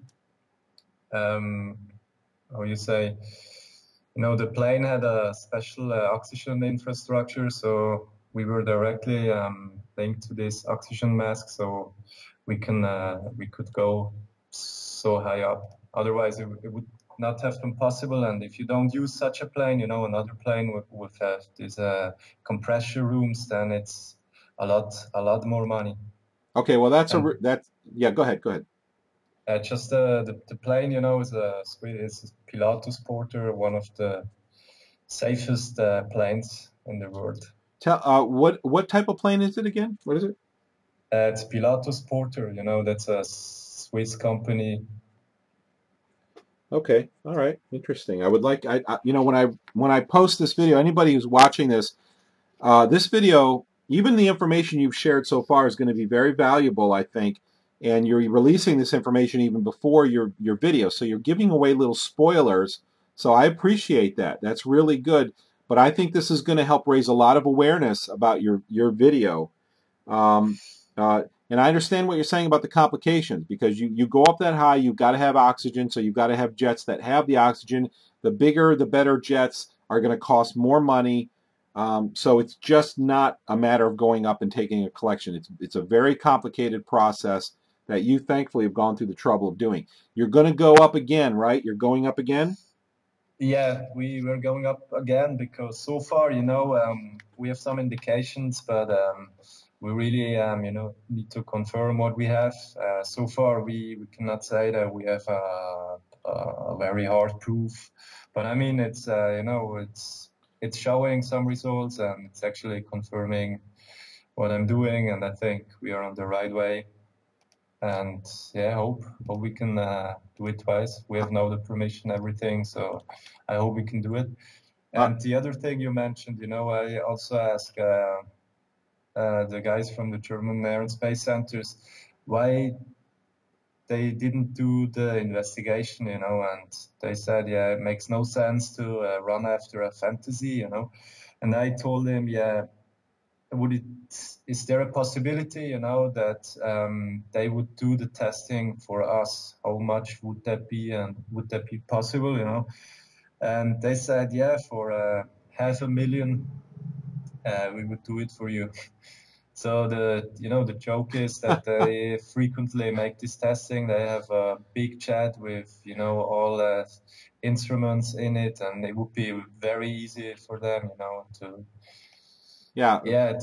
make this test. But so for a cool $500,000, for a cool $500,000 they'll go up for you, and that's that's horrible. I'm very glad that you're doing this, and I know that, you know, some scientists might say, well, you don't have any statistically you know, well, what's the word I'm looking for? Any profound results yet? And I know it's, you know, I know when you're doing scientific experiments, you want to have as many data points as possible. You want to ultimately you want to go up and you want to do 50 or 100 tests and then compare them all. But I mean, the price for that is outrageous, and that's what we want to do. Is we want what the value of what you're doing is if you get an, you know, so far you have interesting results. So far, it's consistent with what you would expect, I think. I mean, it's not something you can sit back and draw hard conclusions scientifically about. Of course, for me, I don't need to because I can smell and taste it. It's in the air as I sit here and speak. My sinuses are 80% swollen shut. I can taste the stuff in the air. I'm having health consequences of it. And the worse it gets, the people around me have the effects. So, I mean, I know, I mean, it's not even a question for me, and it hasn't been since 2005 when I first experienced it, obviously. But unfortunately, they keep the level right below the ability for most people to smell and taste it. Nevertheless, what you're doing is really, really important. Not because you're going to have enough money to get all the data points we need to convince all the scientists, but because you're going to get enough data, and I think you're already on the way, to get the public behind forcing the states, forcing the governments to actually do the testing to show that this is really happening. I mean, is that fair to say that? Yeah, that's very good. You know, that's actually my intention. You know, we won't be able, you know, to present an absolute scientific proof that this is done, but we will have, you know, a serious investigations that scientists really have to take serious, and then they are challenged to prove or disprove this. And I think that's actually the goal, and I think it also inspires, hopefully, other people, you know, to do it, or something like that. And you know, as you said, for people who are certain that this is happening, you know, that's clear. You can watch in the sky, and you can watch up in the sky, but you know, it's important that we bring that a step ahead. All right, absolutely, it is important, and I love the work that you're doing. I don't want anybody to be turned off by the fact that he's calling them persistent contrails. He's doing that so he can get the doors open and talk to people. Rosalind Peterson gave us tremendous information about this. You can't listen to a little piece of her videos. You got to listen to the whole thing. And they're disinformational out there saying, "Oh, she said there's absolutely no proof." And the only time she made that statement that I heard in the videos I listened to was she was talking about no proof that you could bring in a courtroom that would win a case. That phrase has been taken and misused by the disinformants to the nth degree, and they're misquoting and taking it out of context. There is evidence. There's very strong evidence, and I want to say that I have right now up on the live stream a picture of my article, My Chemtrail Heart Attack.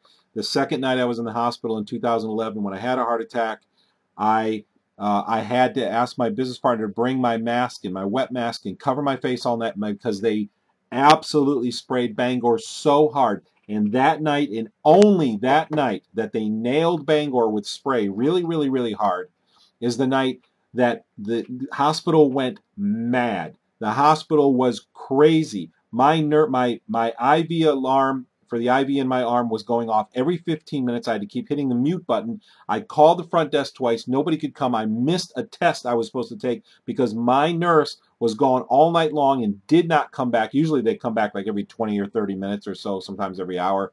But they're there very frequently, looking over you, taking care of you.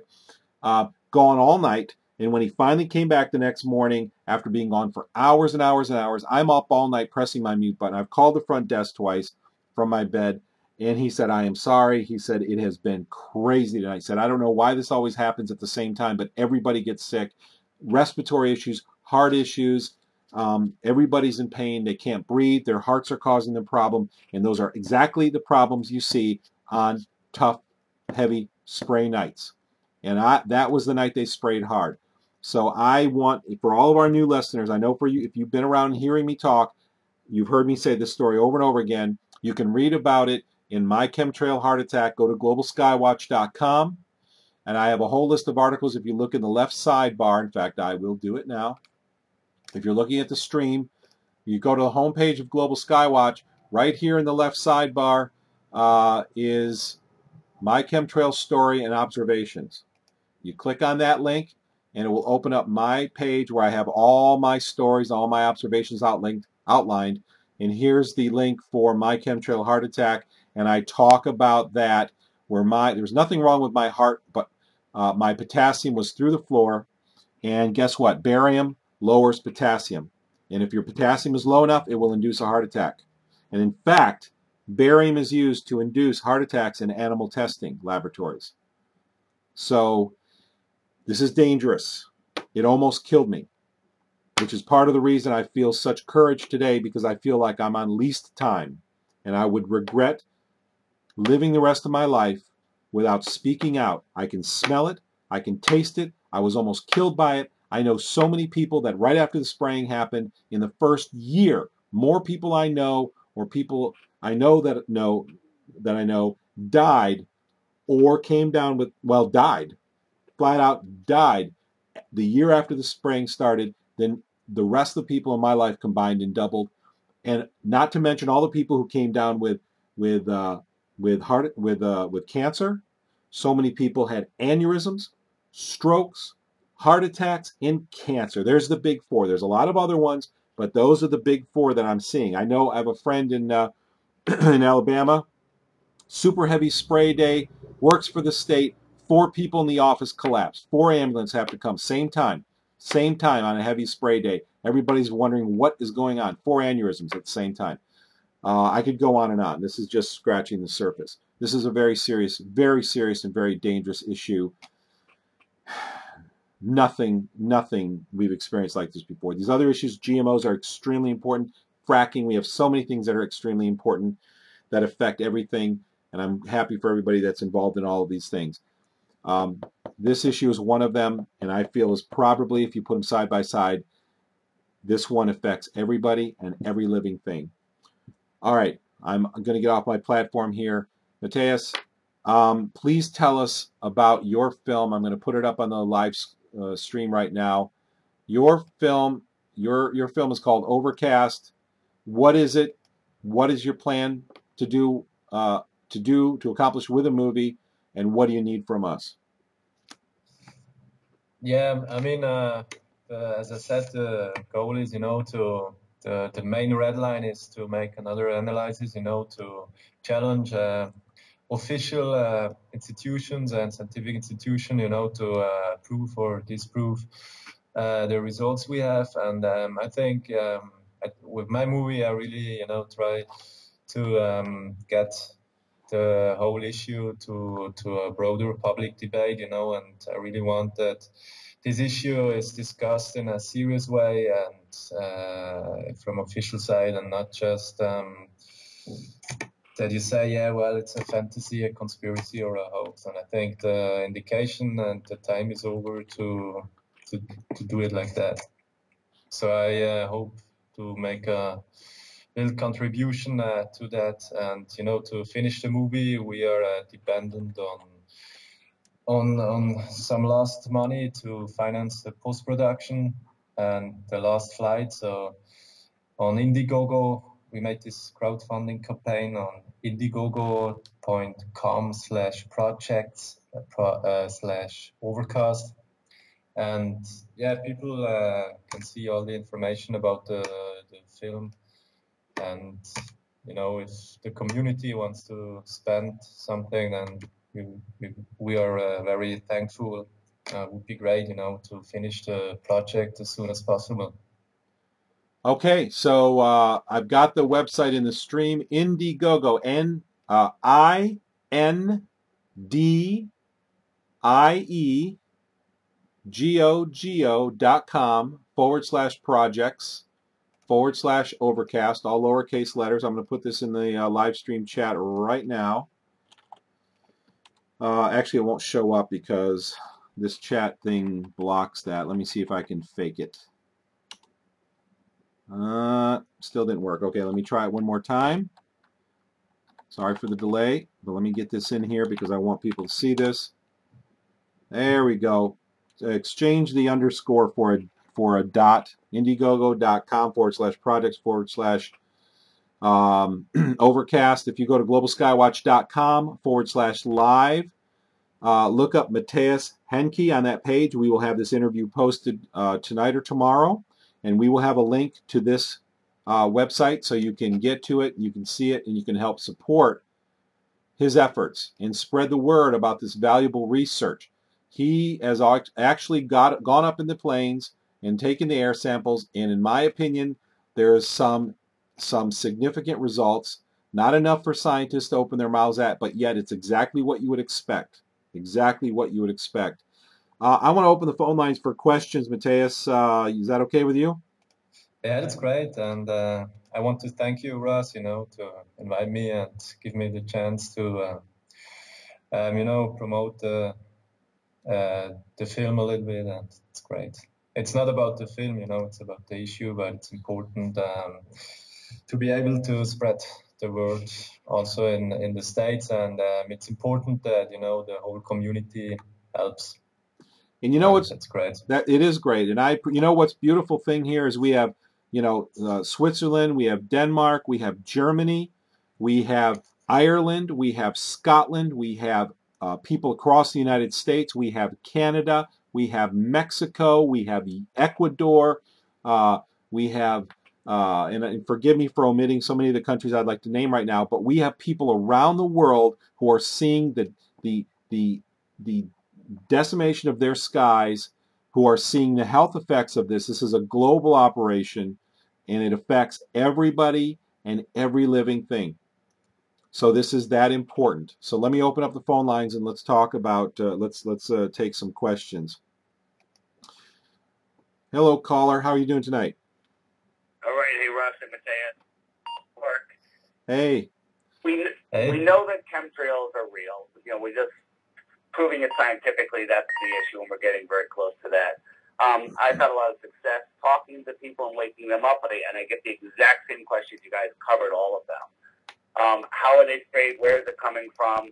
And we know that they're doing it from tanker planes as one way. The thought of them mixing it with the fuel doesn't make sense to me, because you watch them turn it on and off. They lay these things at specific points in the sky. You can see where they turn it on, where they turn it off. If it was mixed in the fuel, wouldn't it have to come out from takeoff to landing? Yeah, it seems like it would be continuous if it was in the fuel, or maybe when you mix it in the fuel, you don't see a trail at all.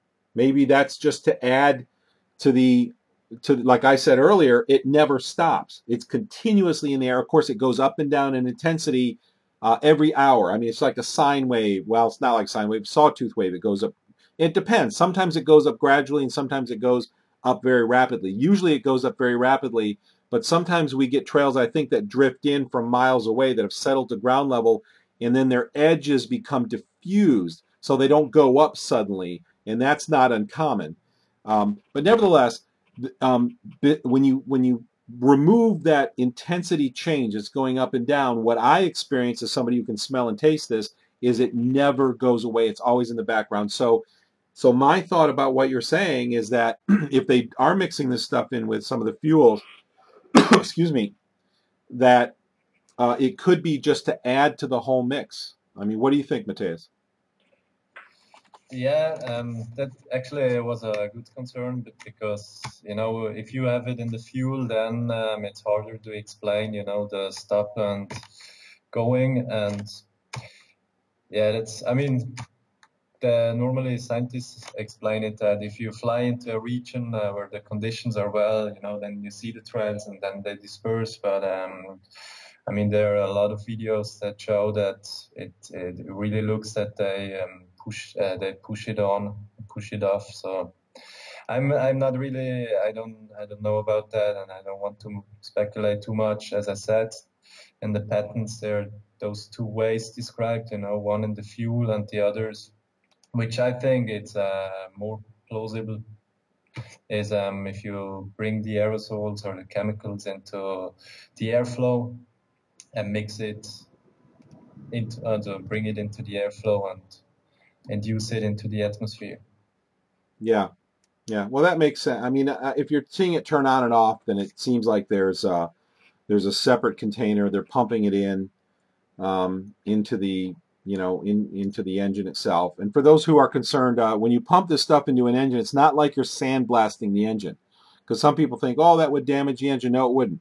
If the particles are small enough, and this is, you can read the patents. Go to globalskywatch.com. Go to the forum, and across the top there are a bunch of videos and a bunch of articles, and there's a list of patents there. You can go look up the patents that talk about injecting this stuff into engines. It does not harm the engines because the particles are super, super small. So what do you think, caller? Any other thoughts about that?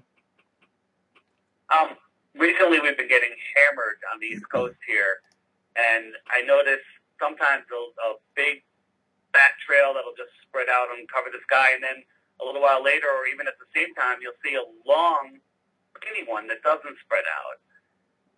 And, you know, versus some that you just see short trails. And even the short trails, I think, are longer than they used to be. That might just be because of the mixture up there, or maybe they're just spraying a little bit. But is there a different formula that they're spraying at times? Do you have any idea on that? Well, I can, as someone who can smell and taste them, absolutely. Every night, about 8:30 plus or minus an hour. Right now, we get hit with a chemtrail type I call the metallic chemical.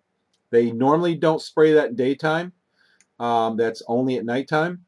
And that's not absolutely true. Sometimes they do spray it in the daytime, but they spray harder at night. They spray different types of trails at night. Like I said earlier, I've isolated 8 different trail types based on their taste and smell. They're completely different taste and smell, anywhere from salty, metallic.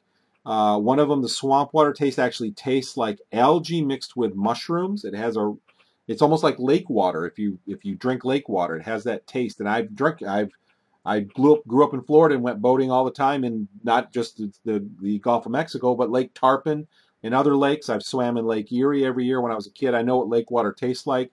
I know the smell of that algae. I know what mushrooms taste like. I know the smell, and and so that often that's the swamp water type. You've got the burnt rubber type, which smells like burning rubber. You've got the sulfur type, which a lot of people smell. A lot of people are smelling the burnt rubber type recently too. The last 2 years, or it might be 2 years. I haven't kept track of when it started, but within the last 1 or 2 years, the burnt rubber type is new. The sulfur type, a lot of people smell the sulfur type. They say it smells like eggs or sewage, but that's the sulfur type of smell that they smell. So there's absolutely different types. They obviously, to me, since I can smell them, excuse me, they're spraying us right now, and it's just playing havoc with my voice and my sinuses. They have different smells, they have different tastes, and they have different effects, health effects on the body. So there's no question in my mind, and I'm sure that some of the big ones that spread out probably are completely different composition than the little thin ones. I've seen them from the very beginning, the different types of plumes. and they have different profiles. They spread different ways. They travel in different ways. You've got the drippy edge ones, which probably have a lot of metals that are falling out rapidly out the bottom. I would guess. I think that's probably what's causing that drippy edge along the bottom. These are speculations. My smell and my sense of taste are not speculations. Those are observations that a lot of people have confirmed. And I also know they keep it right below the level of smell and taste for most people, because when it gets really, really, really intense for me, then some of the normal non-sensitive people around me begin to smell and taste metal in the air. Matthias, anything you want to add to that? Yeah, the only thing that I want to add is, that, I mean, altitudes and atmospheric conditions, they certainly play a role, And I mean, if you disperse chemicals into the atmosphere, then, under circumstances, it can condensate, and then you see the trails, and it forces cloud formation. And maybe in other conditions, there, the chemicals are still spread out, but the conditions are not given or ideal, and then you won't see as much trails or as much man-made cloud as normal. That's what I observed, Well, I encourage, those people who are listening in tonight, please be sure to share this video, which will be posted at globalskywatch.com/live, and then click the button that says recorded videos or recorded interviews. This will be up either tonight or tomorrow, because I believe Matthias has found some, significant results. He has found exactly what we would expected. Not enough tests to convince the scientists of the world. We don't have enough data points yet, but this is a start. This is a start, and this should encourage more testing so that we can convince the academic community that this is going on, because the academic community, unfortunately, is often the last group to jump on the bandwagon, because they're very concerned about reputation. They're very concerned about accuracy, so it takes them the longest generally. Caller, any other thoughts? I noticed that they do most of the spraying early in the morning, and then they start up again around 4 or 5 o'clock towards sunset. Are you finding the same thing there, and do you have any speculation as to why, other than maybe to not do it in broad daylight, or I don't know if that even makes sense? Yeah, no question here. That's exactly the situation we're finding here. The most mild part of the day is from about 1 p.m. until 4 or 5. Around 4 or 5, it kicks up a little bit. The intensity grows a little bit, and then around 8:30, 9, somewhere between 8:30 plus or minus an hour or so. And it does vary some. I mean, they're not on a super tight schedule. They have a 30-minute tolerance and sometimes a 60-minute tolerance to their schedules. But after the sun is getting ready to go down, of course, it goes down very late here in Maine, and right about now in the spring and summer. But around 8 o'clock, we start getting hit really, really hard, and that's the worst time. So there's absolutely a schedule going on. And I will say this also, is that before in May, all the major changes in spray patterns always happen in April, with one exception where the last few changes happen in May. So there's something significant about April, which opens up a huge can of worms because of the beliefs of the people who are controlling this. They actually believe, they follow astrological cycles, and April is extremely significant to them, and that gets a whole new can of worms we're not going to talk about tonight. But I've noticed that every major change in scheduling and patterns have always happened in April, with one exception was May, and I think that was only because they were probably a little late because they had some technical difficulties. And along those same lines, this last May is when the chaos spraying started. It became more mixed, more convoluted. Before May of a year before this last May, I should say, so it's about a year, well, almost exactly a year, just a little over a year ago. Before that time, the spraying was absolutely systematic, absolutely scheduled, with a 30-minute tolerance. You knew when they were going to spray. You knew how bad it was going to be, and those patterns would persist for 2 to 4 months, and then they would change the pattern. So, for instance, Thursdays, we had for a couple of years ago, Thursdays were always very mild, and that went on for about 3 or 4 months, and then it switched to Fridays. So the schedule changed, but suddenly now Fridays were very mild, but the rest of the week was on a pattern. But that was one of the interesting patterns. And then after 3 or 4 months, that changed, and then another day was mild, or there were 2 mild days. There was a pattern for a while. There was 2 mild days, and then the rest of the week was difficult. And also the patterns throughout the day were always set in stone. It was very, very consistent. They started really, really mixing it up just over a year ago, May of 2012. They started mixing up the schedule, making it more complicated. And I think, again, I'm going to suspect that they did that because people were becoming aware of the patterns, because it directly affects how they feel. It affects how children act. I've seen this. When they spray the metallic chemical type, the adults all start yawning. When they spray one of the other types, the acetone type, everybody gets anxious, rambunctious. Children start getting whiny and fighting. Adults get aggravated. It affects them in different ways. And I've seen this since 2005 consistently. So I'm sorry I went on this long rant, but people need to know this. I need to say this as someone who can smell and taste them. These are my personal observations, straight from my nose, straight from my heart, telling you that this is what I've seen, and it's important to understand for anyone who doubts that this is just deadly real. Sorry, Matthias. Any thoughts with you about why they spray at certain times of the day than others? Yeah, about the why, I don't know, but my observations just show me that it's often in the morning, you know, when the planes are flying through, and then about at lunchtime, everything is covered, and then sometimes in the evening as well. And what's interesting, you know, sometimes on the radar or on the satellites, I can see that over Germany, you know, in the morning at 5 o'clock, there is you see all these stripes, you know, all these trails, and after 3-4 hours, you know, you see them over my area. That's amazing how big it is.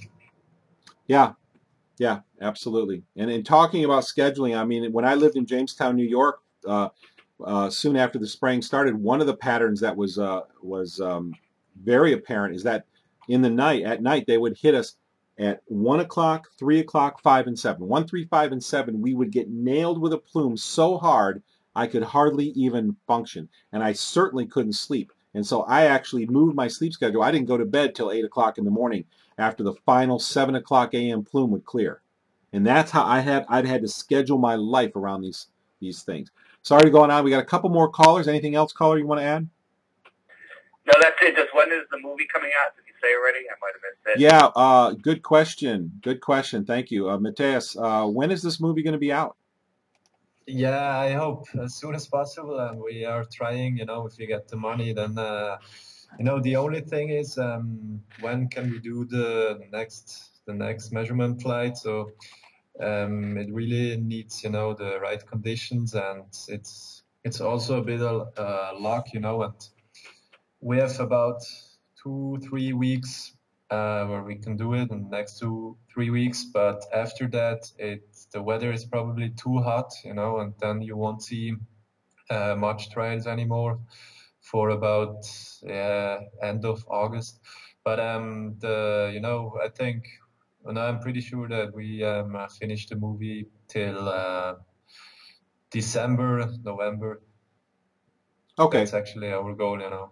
Okay, so your goal is late this year, and when you have this done, you'll notify me, and I can notify all my people, my groups, my forums, all that, so we can just get the word out. Is that you'll do that, right? That would be great. Yeah, that would be great. Absolutely. And in the meantime, I would encourage people to go check out. You can look on the live stream right now, and you can see Indiegogo, INDIEGOGO.com/projects/Overcast, and there you can chip in, help him out with this project. Let's get this thing out there and get the public to wake up to what's going on in our skies. Caller, thank you so much. Great questions. Let me see what we have with our next caller here. I know it's 4:30 in the morning there right now, isn't it? Is that right? Yeah, that's right. Yeah. Okay. Well, thank you for staying up with us. I appreciate it. Let's try to keep the Questions concise. I want to let you go soon here, but I do want to get these callers, give them an opportunity to talk. Caller, you on the line? Yeah, no problem. Yeah, hey, Russ, Dan, Cherry in Rochester. Hey, good to have you, Dan. Hey, thanks. Great show tonight with you and Russ and Matthias. Thank you very much for being online tonight. It's something I find interesting about what you're talking about. I've noticed for so long, as I'm sure so many other people have, when I get up, I work pretty early in the morning, like many other people, whatever, but, I get up and just what Matthias was talking about, you get up and you look out toward the sun when it's just coming up, and you notice that, the sky's all sprayed, right? And then as the sun goes down, you have the same effect. There's all the spray going out toward the west, blocking the sun. Is there, Russ, you guys were talking about patterns of spraying. Do you envision, I'm trying to grasp this, I guess, because it seems like there's so many people around the country who say the same thing. Yeah, at the end of the evening, the spray is out to the west. And these are people who are north and south, east and west in the country and stuff. Is there quite literally like a cloud, that runs north and south, that these guys are spraying, that they keep working west? Are we able to look at it that way, so that, at a certain point in the evening when the sun is going down for anybody in the United States, north to south, that they see the same thing? It just seems like everybody seems to say the same thing, that they see that pattern where the sun just blots out. I have one more question too, but if you guys could answer that, what your thoughts are on that, that'd be awesome. I'll tell you what I saw the other day. This last weekend, I went to my nephew's baseball game. And so I was outside for a few hours on a Sunday afternoon, and here's what I saw. Huge I didn't take any pictures because I've got so many chemtrail pictures, I can't even, I had to buy a couple hard drives just to store them all. Huge plumes across the sky, and guess what? Right below the plumes, at a lower altitude, they call them chem bombs. Everybody looks on the weather radar, and you see where those big roundish plumes appear, and then they kind of blow off. They kind of, looks like mist is blowing off from them, and they appear usually in a straight line. They look like little mushrooms growing up in the lawn, but they're always usually in a straight line going kind of north-south, but maybe southwest to northeast a little bit. They're often angled at that angle somewhat. You see that all the time in the weather on the radar. And I saw this happen from the ground Sunday. And I'm not out much anymore. I mean, I work inside almost all the time, so I don't see the sky too much. I mean, I look out the window every time I can, but I'm just not out there observing like I used to. They just left these huge plumes, and just jet after jet covered the sky. And of course, I'm looking at these people watching baseball. I'm like, what are you? Can you not? Does nobody see this? And directly below, chem bomb after chem bomb after chem bomb just erupts. This big round circle next to another big round circle, all overlapping somewhat in a row below the trails, forms and then starts blowing off the mist off to the side, exactly like you see on those radars. And I don't know if that directly addresses what you're talking about, but that's the closest thing I can think of. And I just saw that I'm sorry, it wasn't this past Sunday. That was yesterday. Boy, the time is going fast because my mind is spinning. How busy. A week from yesterday is when I saw this. Matthias, what do you think? Yeah, that's I observed it many times. You can see, for example, in the morning over France, Germany, and then the wind brings all the man-made clouds, spread it in direction, in west direction. And yeah, huge areas are covered, and for people, they're not able to say if it's man-made or not. If you see the jets, you can see, they get bigger and bigger. But if you're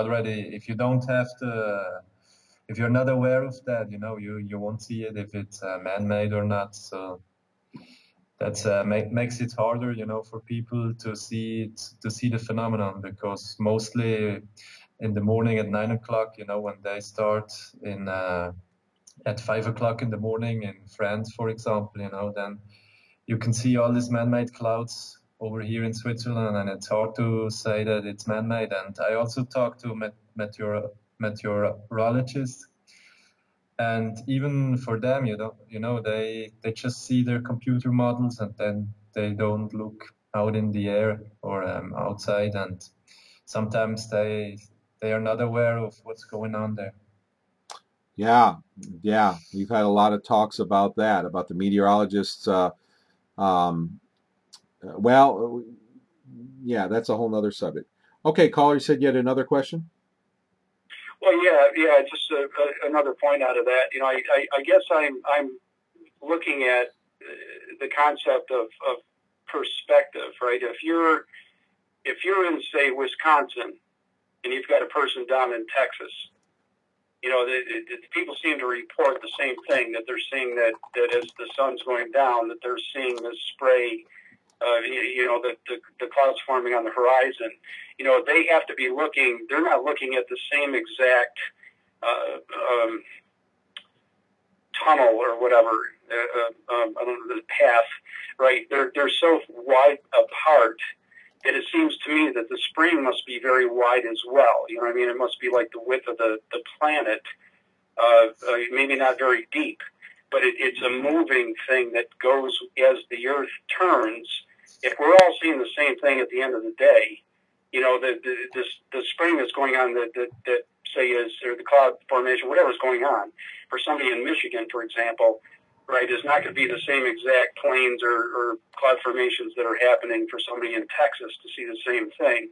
There has to be like a line that goes north to south that's being sprayed consistently that moves around the planet. That's just my observation. I'm trying to grasp the whole concept. Anyway, no need to go further on that. Excuse me, one last question I did have is yesterday, Russ, last night on your Facebook site, John Hodgman had brought up he had seen a water vapor diagram. I don't know if you saw his post. It was like perfectly round. I mean, it was eerie to look at it, right? Going just off the coast of California, heading into California, perfectly round.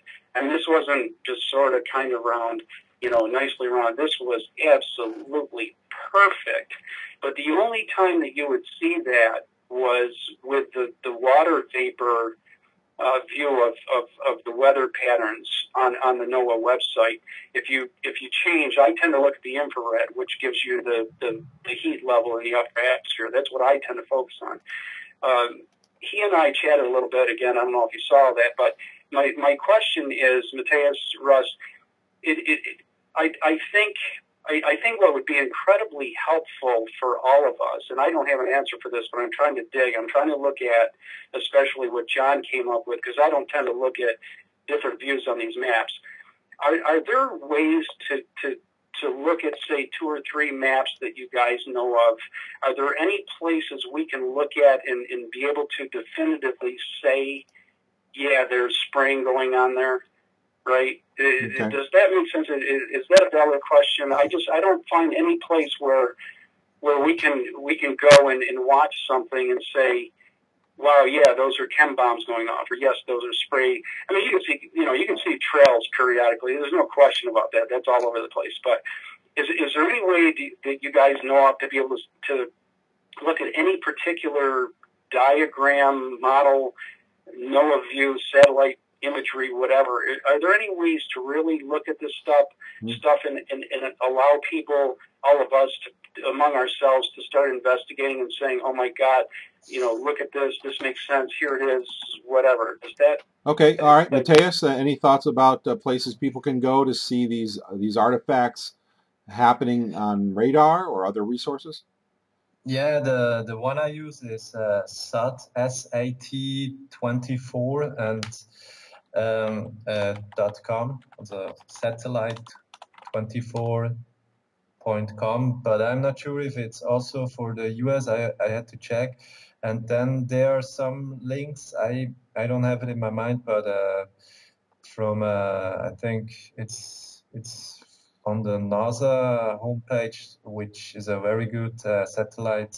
You know, you can track it live, so you can really see what's going on a daily basis, and it's very helpful, you know, to see what's going on. But I had to look for after the link. I don't have it in my mind. Well, perfect.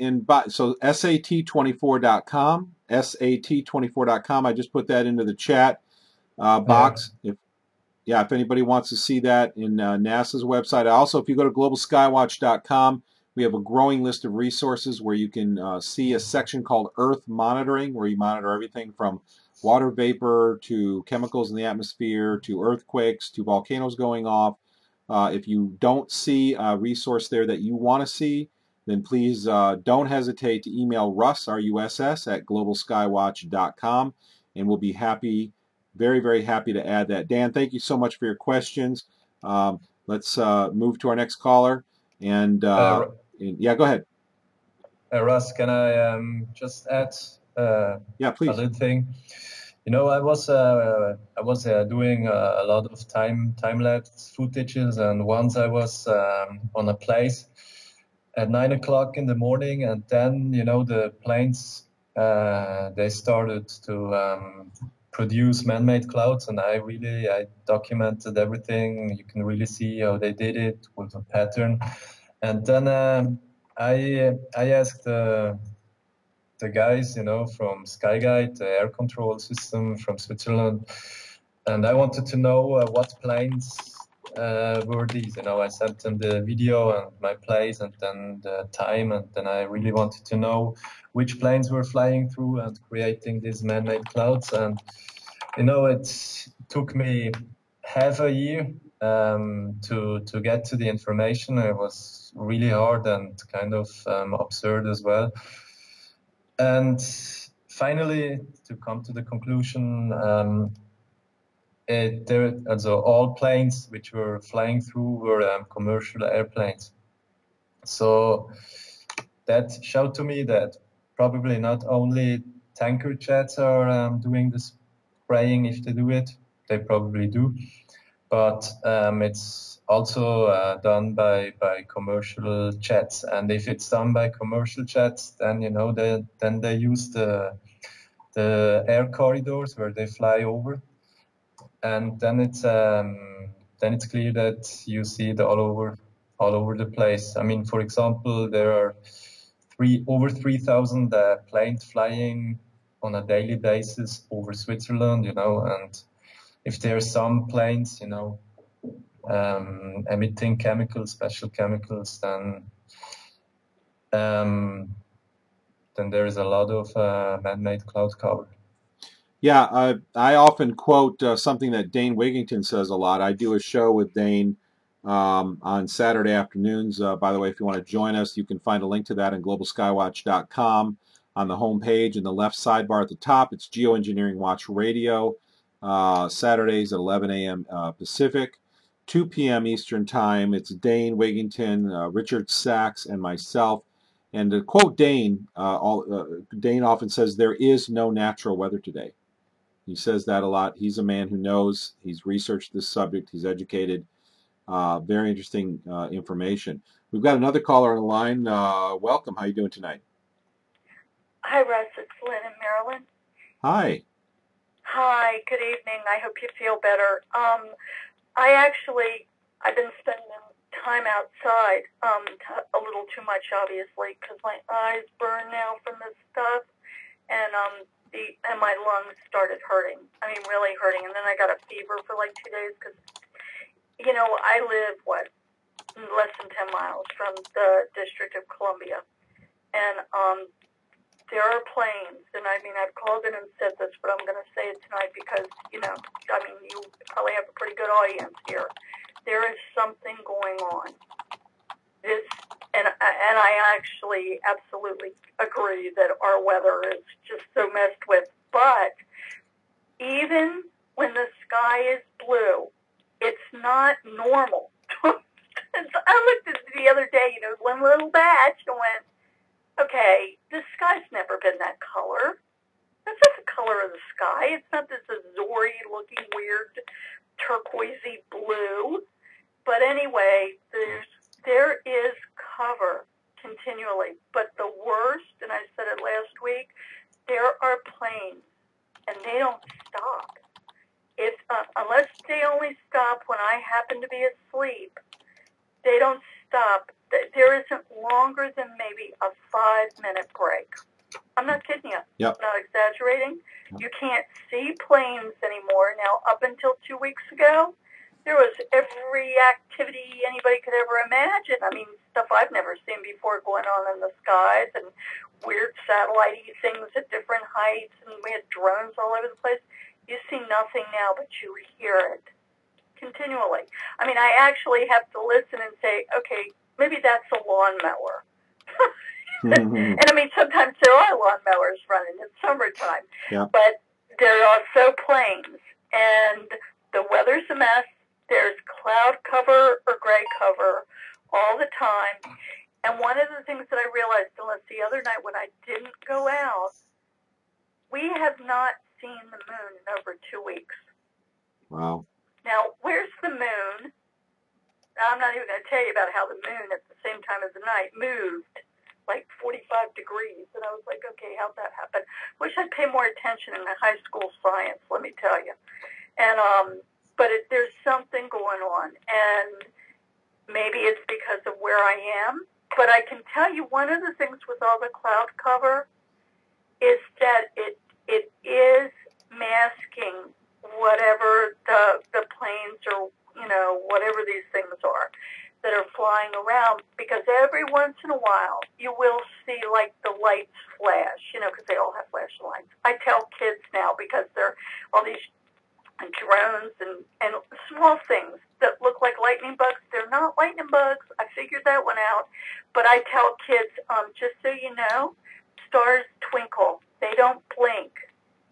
Yeah. Yeah. They don't blink. And I don't even know, like today we've had storms, bad storms all over the East Coast, flooding, there was a tornado, and clearly it's all tinkered with weather. I mean, it is. Yeah. And, yeah. And I've never been a paranoid person. I was actually the person that didn't believe in this stuff. And maybe it's bothering my lungs and everything because I was already poisoned with solvents 2 years ago, so I have high metal levels anyway. I wish you'd do a show on detox. We will. Getting healthier. Yep. But I actually, and I don't know if you ever listened to Doug Hegman, but he was contacted by a DHS insider who told him that something was coming. And from where I live and where I sit, unless you're completely clueless in this area, which I would imagine 90% of people are, they don't even look up, they don't know what's going on. Mm-hmm. It's almost palpable. Yeah. Yeah. Well, one thing. I'm just going to leave it with that, and God bless us all. Well, thank you. I agree with you. I'm warning about people that there are very, very serious things coming, and I don't believe any of these things had to be so. But because mankind has ignored the warnings, has refused to keep their government's feet to the fire, has refused to do the things that they need to do to keep governments accountable, we are now facing a situation unlike anything we faced in history. And you can see the writing on the wall. Again, this is enough information. You could go into a whole nother show about this, but I won't go on. The one thing I would respond to before handing it over to Matthias is I've got on the stream right now the Father Weaponized Weather. If you go to the globalskywatch.com news feed, the geoengineering news feed, check out this article. It's an hour-long video. They were controlling the weather, doing great jobs in the 60s. In the 70s, I found a newspaper article just the other day talking about how well the technology had developed to the point where they could steer hurricanes. They could do anything. They could create rain, dissipate hurricanes, create hurricanes, steer hurricanes. That was in the 70s. That was in the 70s. Why are we having droughts? Why are we having tornadoes? Why are we having hurricanes hit the land if we have that type of advanced weather control that's developed now 30 or 40 years beyond the 70s? Why is this even happening? There's only one logical explanation that you can come to, and that it is intentional. And this completely fits my worldview. Once you understand the big picture, it's absolutely intentional. As hard as that for people to believe, it's intentional. Go ahead. What were you saying? Russ, yeah. This is Lynn. Can I say one more thing? Certainly. It has to do with that. Certainly. I actually have a document called Weather Modification, the Evolution of an R&D Program into a Military Operation, and it goes into that. They actually killed, it's in here, they did some weather tinkering and in one area, and it ended up flooding this Pacific island and killing tens of thousands of people. But the other thing is on house.gov, they had hearings, I think like 3 or 4 years ago on geoengineering. They wrote a report, it's about 300 pages, and it is the report from the 3 hearings that they had, and it is on house.gov. There is nothing about this hidden. And the other thing that I found months and months ago was on the NOAA website, and it's the equations for the aerosols. And it's in their reference material. It's all the equations that they use for mixing the aerosols. Wow. Wow. Matthias, you want to respond to any of that? Actually, it's interesting, and the whole aspect of weather modification for weather warfare, it's I just want to say, they're far more progressed than many people think. That's for sure. Yeah, this is part of the plan, and I want people to understand this, is that you've had over 50% of the American budget, the U.S. budget, is black. You have no accountability. You don't know where it goes. And through research, we've determined that it's gone to develop super advanced technologies that have years ago, decades ago, solved all the world's problems, the world's energy problems. But what's happening is these technologies are being hoarded by a very small group of industrialists who are using those ultimately to gain and secure their own positions of power. That's the way the world works. We're not young anymore. We need to grow up, all of us, and face the difficult reality that we have neglected to keep our governments accountable and humble and honest, and they have been taken control of by industrialists who have used the money to develop technology to secure power. Let me say that one more time. They have taken over governments to secure the money to develop technology to secure their positions of power so that they can never be removed from power. That is very simply the big plan. Go ahead. Russ, this is Lynn. Actually, what they did, and this was, I have to look for the date, but I think it was like in the late 70s, it might have been the 80s, they actually put the money comes from the National Science Foundation, which is a civilian agency. So it isn't even in the federal budget, but they're all the same people. Yeah. And those are the people that are doing the converging technologies, that have that 400-page document, that do all the scientific experiments, the nanotechnology. So what you've done is you have all the same people, but it's like creating nonprofits. Yeah. But it's not it wouldn't show up anyway. But this is a good document. I can send you the link. I'll send you an email tomorrow. Please do. The link to that, and also the house.gov report. Please do. Please do. And I want to encourage people. I know. Bless you. Thank you. Thank you for all you do.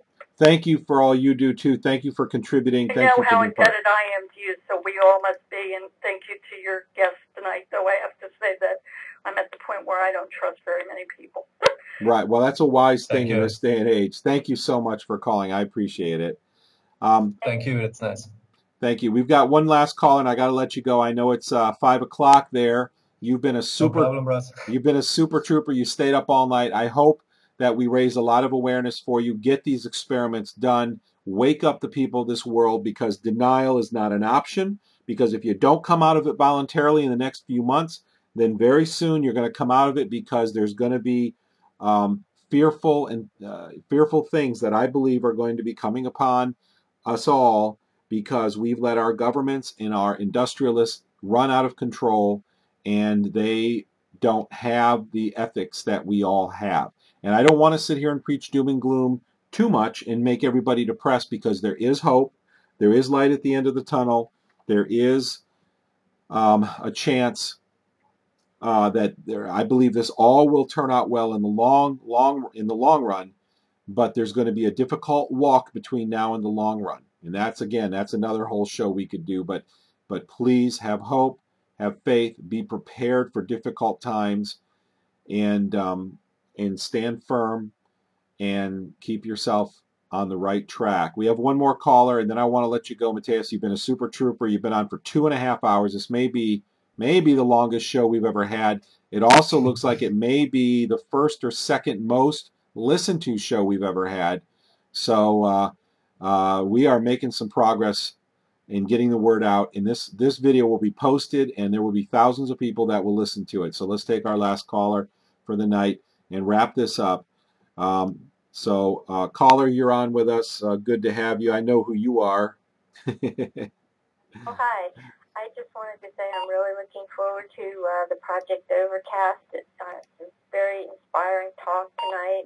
Thank you, Matthias, and also Russ. And on this eve of the closing of the Bilderberg meeting that took place in Watford, England, I followed it on Infowars.com. They have some very interesting coverage if anyone would like to go and check that out in video on their website. And this is something that I found, questioning since last year.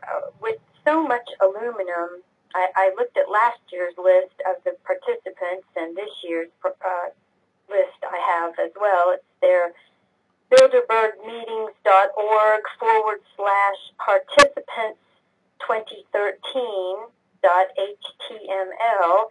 So this is their official website listing of the participants for this year. I also have a copy of last year's, and it sort of jumps out at me that the CEO of Alcoa of their both years, that would be Klaus Kleinfeld. Isn't that interesting? Of the United States of America. Last year there was also the president of the Dow Chemical. That would be Andrew Laveris of the USA, president, chairman, and CEO of Dow Chemical. Then we also had this year, interesting, we had someone representing, let me see if I can find it right quick. This page. Well, we've got someone, Mr. Lawrence Lessig of the USA, who is the Edmund J. Safra Center for Ethics from Harvard University. And let's see, where is that? There was someone from a cancer. I had this highlighted. I'm trying to go quickly because I know, here it is. Well, we've also got, of course, Google is always represented. Eric Schmidt is there, and then there's always Microsoft, with at least the 2 years. I'm only familiar with last year and this year. But we have Mark C. Fishman of the USA, who's the president of Novartis Institutes for Biomedical Research. And, of course, our friend Henry Kissinger is always there. And then there was, what was the one? And this one had something to do with a cancer. Craig B. Thompson of the USA, who's the president and CEO of the Memorial Sloan Kettering Cancer Center. So, I don't know. The most interesting thing to me is Alcoa, which is well known for their aluminum production, and it's my hope that eventually someone will begin to unravel where all these chemicals come from. Someone is producing unimaginably vast amounts of aluminum and barium, and they have to be getting this and purchasing it from somewhere. So I just wanted to throw that out there for all the listeners, and everybody can put on their sleuthing caps, and maybe we'll eventually get to the bottom of this. So that's all I had to say, and thanks a lot, guys, and enjoyed everything very much tonight. Thank you, and thank you for all that thank you. Yeah, thank you for all you do. I know you've done so much to help further this cause, educate the public, and especially your local officials. I know that you've been very, very active with your local community, and I am very appreciative for what you're doing. And you're a rock here with us, always here, always supporting us. And I feel when I see your caller ID show up on the console here, I feel like everything is okay. So, what do you? Okay, that was our last question. Matthias, any thoughts about Bilderberg and how this all plays into this? Yeah, just two little things. About a couple of years ago, when they attended in Spain, they had the global cooling was on their program, and I think it was last year they were in Switzerland, and I was also there, and then we were going up into the mountains, and they were making an excursion, and then I could make a video of them. They were like running through. So I mean, that's something that needs a lot more transparency. That I think it's a scandal. What to do. Yeah, absolutely. Well, I want to. Matthias has been a real trooper. This is a 2.5 hour long plus show. He's been with us tonight.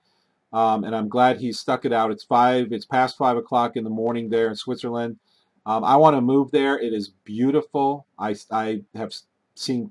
I just sometimes get lost in the photography there, and it's just a gorgeous place. There are beautiful places all over the world, but that's one that really stands out. Just the country is just a beautiful place. I want to give you the floor to close us out. Tell us what you want people to see, and tell us what you want people to do. Yeah, I just hope, that we can finish the movie as soon as possible to really help the whole movement to get a step ahead, And I would be glad if, people who are interested, when you go to the webpage, indiegogo.com/project/OVERCAST, and then you have all information. And if you want to contribute and make a donation, then I'm very thankful to you. And I hope we can do this together.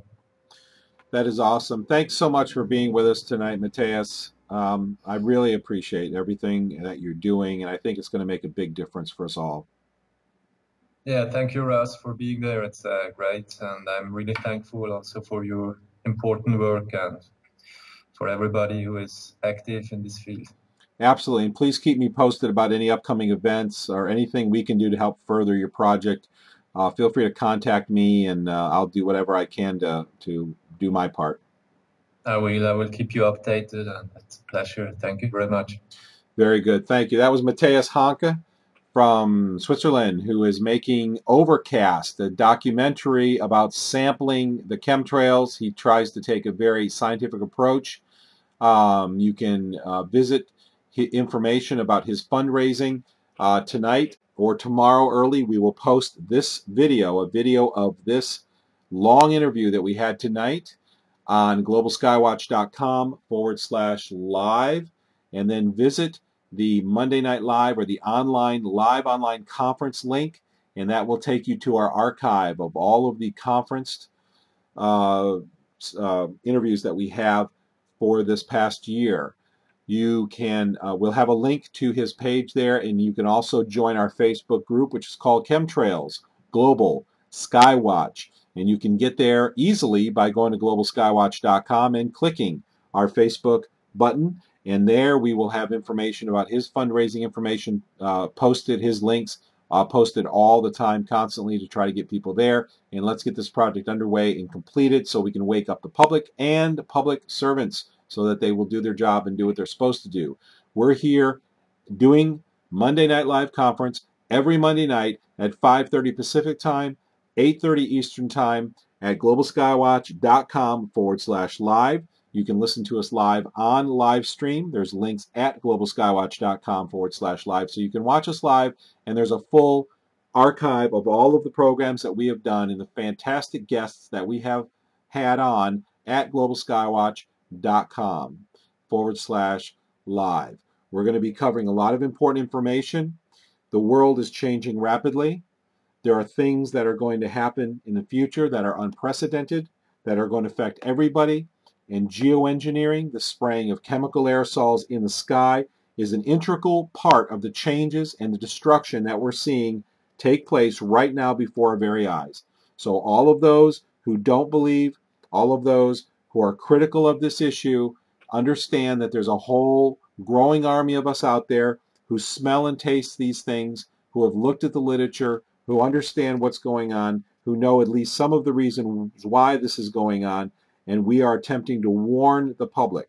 A few minutes ago, somebody mentioned about, one of our callers mentioned how they don't mean to sound paranoid, but the truth is the people who are willing to face truth are the ones who are strong and courageous. It is the people, it is the population that remains in denial because of their fear.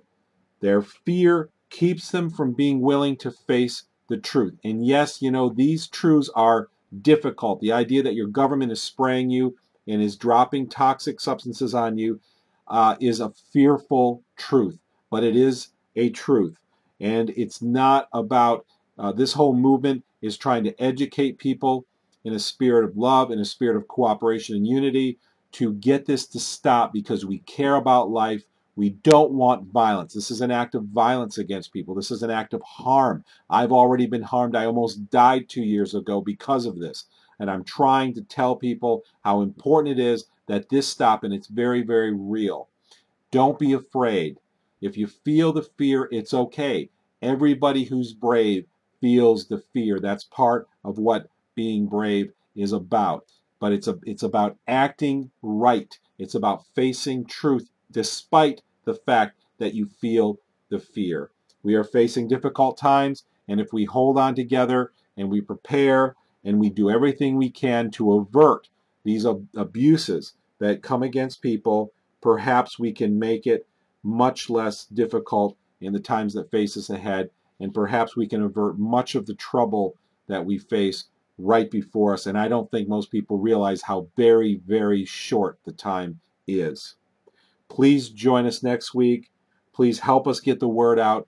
Go to globalskywatch.com. Get a bumper sticker on your car. Put a sign in your front yard. Carry signs. Anything you need. Anything you want. Print out. Go to our resources section and print out posters and hang them up. Hand them out. Hang them on people's doorknobs. Do everything that you can to get this word out, because it means everything. If we want a food supply, if we want our lives to continue the way they are, if we want to be able to grow anything in the soil, if we want there to be any remnants of anything organic in terms of food left, we need to do this and be involved now. It is a brave thing. Nobody should be paranoid. Nobody should be afraid.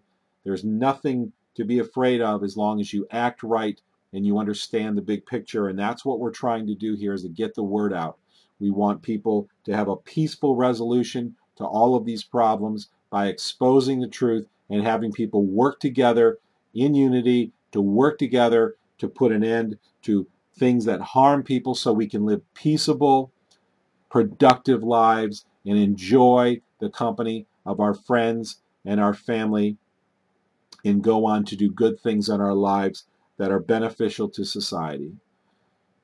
It's all about trying to keep things what we would call normal, so we can achieve what's always been referred to as part of the American dream, and that is happiness. The things that go into making happiness are simple, but there are obstacles in the way, and when you let those obstacles grow like a bad weed, they become harder and harder to uproot. Every week we're here at 8:30 Eastern Time, 5:30 Pacific Time. We have guests to try to educate the public and wake the public up about these dire situations so that lives can be saved, trouble can be averted, and we can improve the quality of all of our lives by eliminating the problems that we have before us. It's up to you to put the bumper sticker on your car, to hang the sign in your building, to walk on the street with a sign, to tell your neighbors and friends, don't be afraid of what people think about you, because if you do nothing, the day will come when they'll look at you and say, why didn't you do something? Why didn't you tell me? You knew. Don't be afraid. Courage comes now by not being afraid of what people think of you.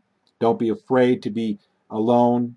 Don't be afraid to speak the truth, because in the end, you won't be alone, and you won't have a reason to be afraid, and you'll be very glad for the trouble you helped avert because you were willing to speak up.